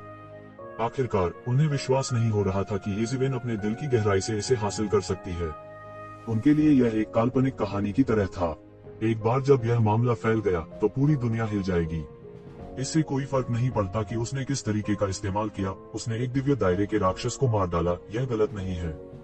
उन्होंने वास्तव में तालिकाओं को बदल दिया। उन्होंने तालिकाओं को बदल दिया और उनके अंक तुरंत 1 मिलियन से अधिक हो गए। देखो, उसका स्कोर अभी तक नहीं रुका है, उसका स्कोर अभी भी बढ़ रहा है। जैसे ही हर कोई ये जिवेन के 10 लाख अंकों को तोड़ने के सदमे में डूबा हुआ था, किसी ने अचानक चिल्लाया। सभी ने लीडर बोर्ड की ओर देखा और उम्मीद के मुताबिक ये शिवेन के अंक अभी भी तेजी से बढ़ रहे थे। 100,000 अंक, एक और 100,000 अंक, जिसका अर्थ था कि उसने एक और आकाशीय क्षेत्र विशेषज्ञ को मार डाला था। यदि यह पहले होता तो यह सभी को चौंका देने के लिए पर्याप्त होता, लेकिन अब जबकि उसने अभी आकाशीय क्षेत्र के एक विशेषज्ञ का वध किया था, तो सब कुछ इतना सामान्य लग रहा था जैसे कि यह कुछ भी नहीं था। यहाँ तक कि एक दिव्य क्षेत्र विशेषज्ञ भी मारा गया था। एकमात्र दिव्य क्षेत्र ग्रेड 9 तो बिल्कुल भी नहीं। सब शांत थे। यह ऐसा था मानो उन्होंने स्वर्ग क्षेत्र के विशेषज्ञों के बपतिस्मे का वध किए जाने का अनुभव किया हो। सब एकाएक शांत हो गए। उन्होंने 9th हेवन रियल विशेषज्ञ की भी परवाह नहीं की। एक और 100,000 अंकों के साथ ये जिवेन की रैंकिंग अचानक मू तियान फैंग से आगे निकल गई, जो दूसरे स्थान पर थी। उसके सामने केवल बाई बाई फैंग थी। बाई बाई फैंग के अंक जिवेन के अंकों से बहुत अधिक नहीं थे, केवल 10,000 अंक थे। यह कहा जाना चाहिए कि शीर्ष 5 के बीच अंक लगभग समान थे। कोई खास अंतर नहीं था, केवल 10,000 अंकों का अंतर था। नीचे वालों के लिए 10,000 अंकों का अंतर बहुत बड़ा था, लेकिन उनके लिए यह सिर्फ एक बात थी कि क्या वे एक शिवेन से आगे निकलने के लिए तैयार थे। मू तियान फैंग का रंग हरे और सफेद के बीच बदल गया। उसे उम्मीद नहीं थी कि एक शिवेन उसे पार नहीं कर पाएगी। उसने अभी कहा था कि एक शिवेन के लिए वापसी करना असंभव था, और ये जिवेन ने उसे जबरदस्त उलटफेर दिया था। यह एक जोरदार तमाचा था। हर किसी की नजरों में जब वे उसे देख रहे थे तो वह लगभग उपहास महसूस कर सकता था। यहाँ खड़े होने में सक्षम होने के लिए उनमें से कौन एक शीर्ष जीनियस नहीं था, लेकिन 4 शाही परिवारों के एक विशेषज्ञ ने उन्हें पार कर लिया था। वे पहले से ही असंतुष्ट थे। अब जब उनके पास मू तियान फैंग का मजाक उड़ाने का मौका था, तो वे स्वाभाविक रूप से इस अवसर को जाने नहीं देंगे। मू तियान फैंग का दिल गुस्से से जल रहा था, लेकिन उसके पास इसे बाहर निकालने का कोई रास्ता नहीं था, क्योंकि जितना अधिक उसने ऐसा किया, उतना ही अधिक ऐसा लगा कि उसका विवेक दोषी था। उसने बाई फैंग की दिशा में देखा और कहा, वह जल्द ही आपसे आगे निकल जाएगा। क्या आपको परवाह नहीं है? इसमें खुश होने की क्या बात है? इस तरह के स्को का कोई व्यवहारिक अर्थ नहीं है, खासकर हमारे लिए। मुझे मत बताओ कि तुम्हें लगता है कि मैं तुमसे सिर्फ इसलिए मजबूत हूँ क्योंकि मेरा स्को तुमसे अधिक है। बाई फैंग बेहोश होकर मुस्कुराई। उसके मुंह के कोने पर कुछ तिरस्कार था। एक कील ड्राइव करना वास्तव में हास्यास्पद था इस समय उनके बीच। भले ही उसका स्को पार हो गया हो तो क्या, इससे कोई फर्क नहीं पड़ा। इस तरह की स्को जीत कुछ और राक्षसों के मारे जाने से ज्यादा कुछ नहीं थी। उनके लिए यह सिर्फ एक प्रतियोगिता थी। दूसरे शब्दों में, यह उनके लिए एक छोटे से खेल जैसा था। परवाह करने लायक कुछ भी नहीं था। और इस समय इस मामले के कारण वे येज़ेबेल से ईर्ष्या कर रहे थे और उसे प्रतिद्वंद्वी के खेमे में धकेल दिया। यह सबसे बेवकूफी भरा काम था। यदि वह भविष्य में शाही दरबार का राजा बनना चाहता था तो उसे ऐसे चोटी के विशेषज्ञ के समर्थन की आवश्यकता होगी। न केवल उन्हें ताइकेंग रॉयल कबीले के समर्थन की आवश्यकता होगी, बल्कि उन्हें 28 मार्क्वेस कुलों के समर्थन की भी आवश्यकता होगी। चूंकि उसके दिल में एक खालीपन था, वह स्वाभाविक रूप से ऐसी बातों की परवाह नहीं करेगा। मुतियान फैंग ने बाई फैंग को ठंडेपन से देखा और कुछ और नहीं कहा। यदि वह जारी रखता है तो वह केवल स्वयं को अपमानित कर रहा होगा। जरूरत ही नहीं पड़ी। येज़ेबेल, अच्छा, बहुत अच्छा, बहुत अच्छा। मुतियान फैंग ने चुपके से इस नाम को बुदबुदाया। उसने पहले येज़ेबेल पर कोई ध्यान नहीं दिया था। हालांकि इस आदमी ने जिस पर कभी ध्यान नहीं दिया था, उसने उसके चेहरे पर एक जोरदार थप्पड़ जड़ दिया था। और जिस शख्स ने उन्हें ये थप्पड़ मारा था वो कोई और नहीं बल्कि वही थे। इस वजह से उसके पास कहने के लिए कुछ नहीं था और अपने दिल में गुस्सा निकालने का कोई तरीका नहीं था। हालांकि इस वजह से उसे येज़ेबेल पूरी तरह से याद आ गया था। बाई फैंग ने मुतियान फैंग को देखा और अपने दिल में हंसे बिना नहीं रह सकी। वह अपने इस पुराने प्रतिद्वंदी को भी सैकड़ों वर्षों से अच्छी तरह जानता था। इसलिए वह इस बारे में बहुत स्पष्ट था कि येज़ेबेल कितनी संकीर्ण सोच वाला था। बहरहाल, ये भी अच्छा रहा।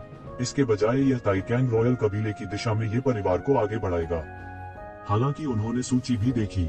येज़ेबेल का नाम विशेष रूप से दयालु था और यह अभी भी बढ़ रहा था। इस बार ये परिवार भी मजबूत विशेषज्ञों का एक समूह बन गया था। येज़ेबेल का उल्लेख नहीं है, यहाँ तक ये ज़ुकोंग और ये कियान को भी कम करके नहीं आंका जा सकता। इन लोगों की तुलना में ये क्यूओंग इतना चमकदार नहीं था। उम्र के अलावा और कोई कारण नहीं था। इन तीनों लोगों की आयु का लाभ अन्य सभी की तुलना में कहीं अधिक था। यह बढ़ गया, यह बढ़ गया। येज़ेबेल और 10,000 अंक बढ़ गया। किसी ने देखा, सभी ने इसे देखा और निश्चित रूप से यह 10,000 अंक और बढ़ गया। हर कोई हिसाब लगा रहा था कि येज़ेबेल ने कितने विशेषज्ञों को मारा था। इसके अलावा उसने उन्हें एक ही लड़ाई में मार डाला था। कितने विशेषज्ञों ने उसे घेरा था। एक ही बार में इतने सारे विशेषज्ञों को खत्म करने में सक्षम होने के लिए येज़ेबेल की अत्याचारी ताकत भयानक थी। क्योंकि यद्यपि यह कहा जाता था कि आकाशीय क्षेत्र के विशेषज्ञ प्रत्येक चरण के साथ स्वर्ग की ओर आरोहण कर सकते हैं, एक बार संख्या एक निश्चित स्तर पर पहुंच गई तो सब कुछ बदल जाएगा। इसके अलावा उनमें कई दिव्य क्षेत्र विशेषज्ञ थे और यहाँ तक दिव्य क्षेत्र विशेषज्ञ भी थे जो बुनियादी दिव्य क्षेत्र विशेषज्ञ थे। सभी उत्सुक होने लगे, ऐसा स्तर हासिल करने के लिए क्या किया जा सकता है। और जब हर कोई अनुमान लगा रहा था तो येज़ेबेल के अंक अभी भी 10,000 अंक, 1,000 अंक की तीव्र दर से बढ़ रहे थे। हर कोई अनुमान लगा रहा था कि क्या वह बाई फैंग को पार कर सकता है। हालांकि इस समय हर कोई उस पर संदेह नहीं करता था, फिर भी उसके पास पार करने के लिए पर्याप्त राक्षस नहीं थे। डेविल रेस के विशेषज्ञ डेविल दायरे की विशाल भूमि में बिखरे हुए थे। यही कारण था कि इतने लंबे समय के बाद इन लोगों के पास केवल 1 मिलियन अंक थे। लगातार पीछा किए जाने और बहुत कम समय होने के अलावा एक और बड़ी समस्या थी, यानी अगर वे उन्हें मारना चाहते हैं तो उन्हें पहले उन्हें ढूंढना होगा। इसलिए येज़ेबेल को भी पहले उन्हें लुभाने की जरूरत थी। हालांकि येज़ेबेल ने जल्दी से उन्हें बताया कि यह कोई समस्या नहीं थी। 100,000 अंक 1 और 100,000 अंक। इस समय हर कोई थोड़ा सुन रहा था। 100,000 अंक 1 और 100,000 अंक। इस 100,000 अंकों के साथ येज़ेबेल का नाम एक ही बार में सूची के शीर्ष पर पहुंच गया, अचानक बाई फैंग से ऊपर। सभी को अब स्को की परवाह नहीं थी। येज़ेबेल ने बाई फैंग को पीछे छोड़ दिया था, जिसका अर्थ था कि येज़ेबेल ने अपना प्रारंभिक वादा पूरा कर लिया था। उन्होंने वास्तव में पासा पलट दिया था। इसके अलावा उन्होंने इसे पिछले महीने में किया था। नहीं, यह कहा जाना चाहिए कि पिछले कुछ दिनों में वह पासा पलटने में सफल रहे हैं। इस बात की कि उसने कितने अंकों से बाई फैंग को पीछे छोड़ दिया अब किसी को परवाह नहीं थी। चाहे वह 10 अंक, 100 अंक, 1,000 अंक या 10,000 अंक हो, वह पहले ही बाई फैंग को पार कर चुका था, इसलिए इसका कोई मतलब नहीं था। उसने वास्तव में यह किया। फाबुशून ने सूची में नाम देखा। येज़ेवेन के अचानक उदय के कारण वह शीर्ष 3 से चौथे स्थान पर गिर गया था। हालांकि उन्होंने इसकी बिल्कुल भी परवाह नहीं की। इन्हीं लोगों की तरह अंकों की यह लड़ाई अहंकार की लड़ाई ज्यादा थी। कोई भी वास्तव में यह नहीं सोचेगा कि उच्च अंक वाली टीम उनसे अधिक मजबूत थी। वे इतनी आसानी से हार नहीं मानेंगे। हालांकि येज़ेवेन का स्कोर कुछ ज्यादा ही चौंकाने वाला था। उसने अंक जमा करने के लिए एक आकाशीय क्षेत्र के विशेषज्ञ को नहीं मारा, लेकिन उसने ऊपर चढ़ने के लिए एक दिव्य क्षेत्र के विशेषज्ञ को मार डाला। जैसा कि अपेक्षित था, वह एक साधारण व्यक्ति नहीं है, फाबुशून ने धीरे से कहा। हमारी मानव जाति इस समय के बाद एक और शीर्ष विशेषज्ञ होगा। यह जश्न मनाने लायक कुछ है। समय आने पर हम अन्य जातियों के साथ प्रतिस्पर्धा करते समय इतने कमजोर नहीं होंगे। इस समय एक सफेद लबादे में एक युवक ने धीरे से कहा। उनका स्वभाव थोड़ा ठंडा था, लेकिन यह नकारात्मक किस्म की ठंडक नहीं थी। यह थोड़ा ठंडा स्वभाव था, धार्मिकता और धार्मिकता का भाव। हर कोई यह भी जानता था कि यह विशेषज्ञ कोई अजनबी नहीं था, बल्कि सन मून रॉयल ट्राइब के युवा विशेषज्ञों में एक प्रमुख विशेषज्ञ था।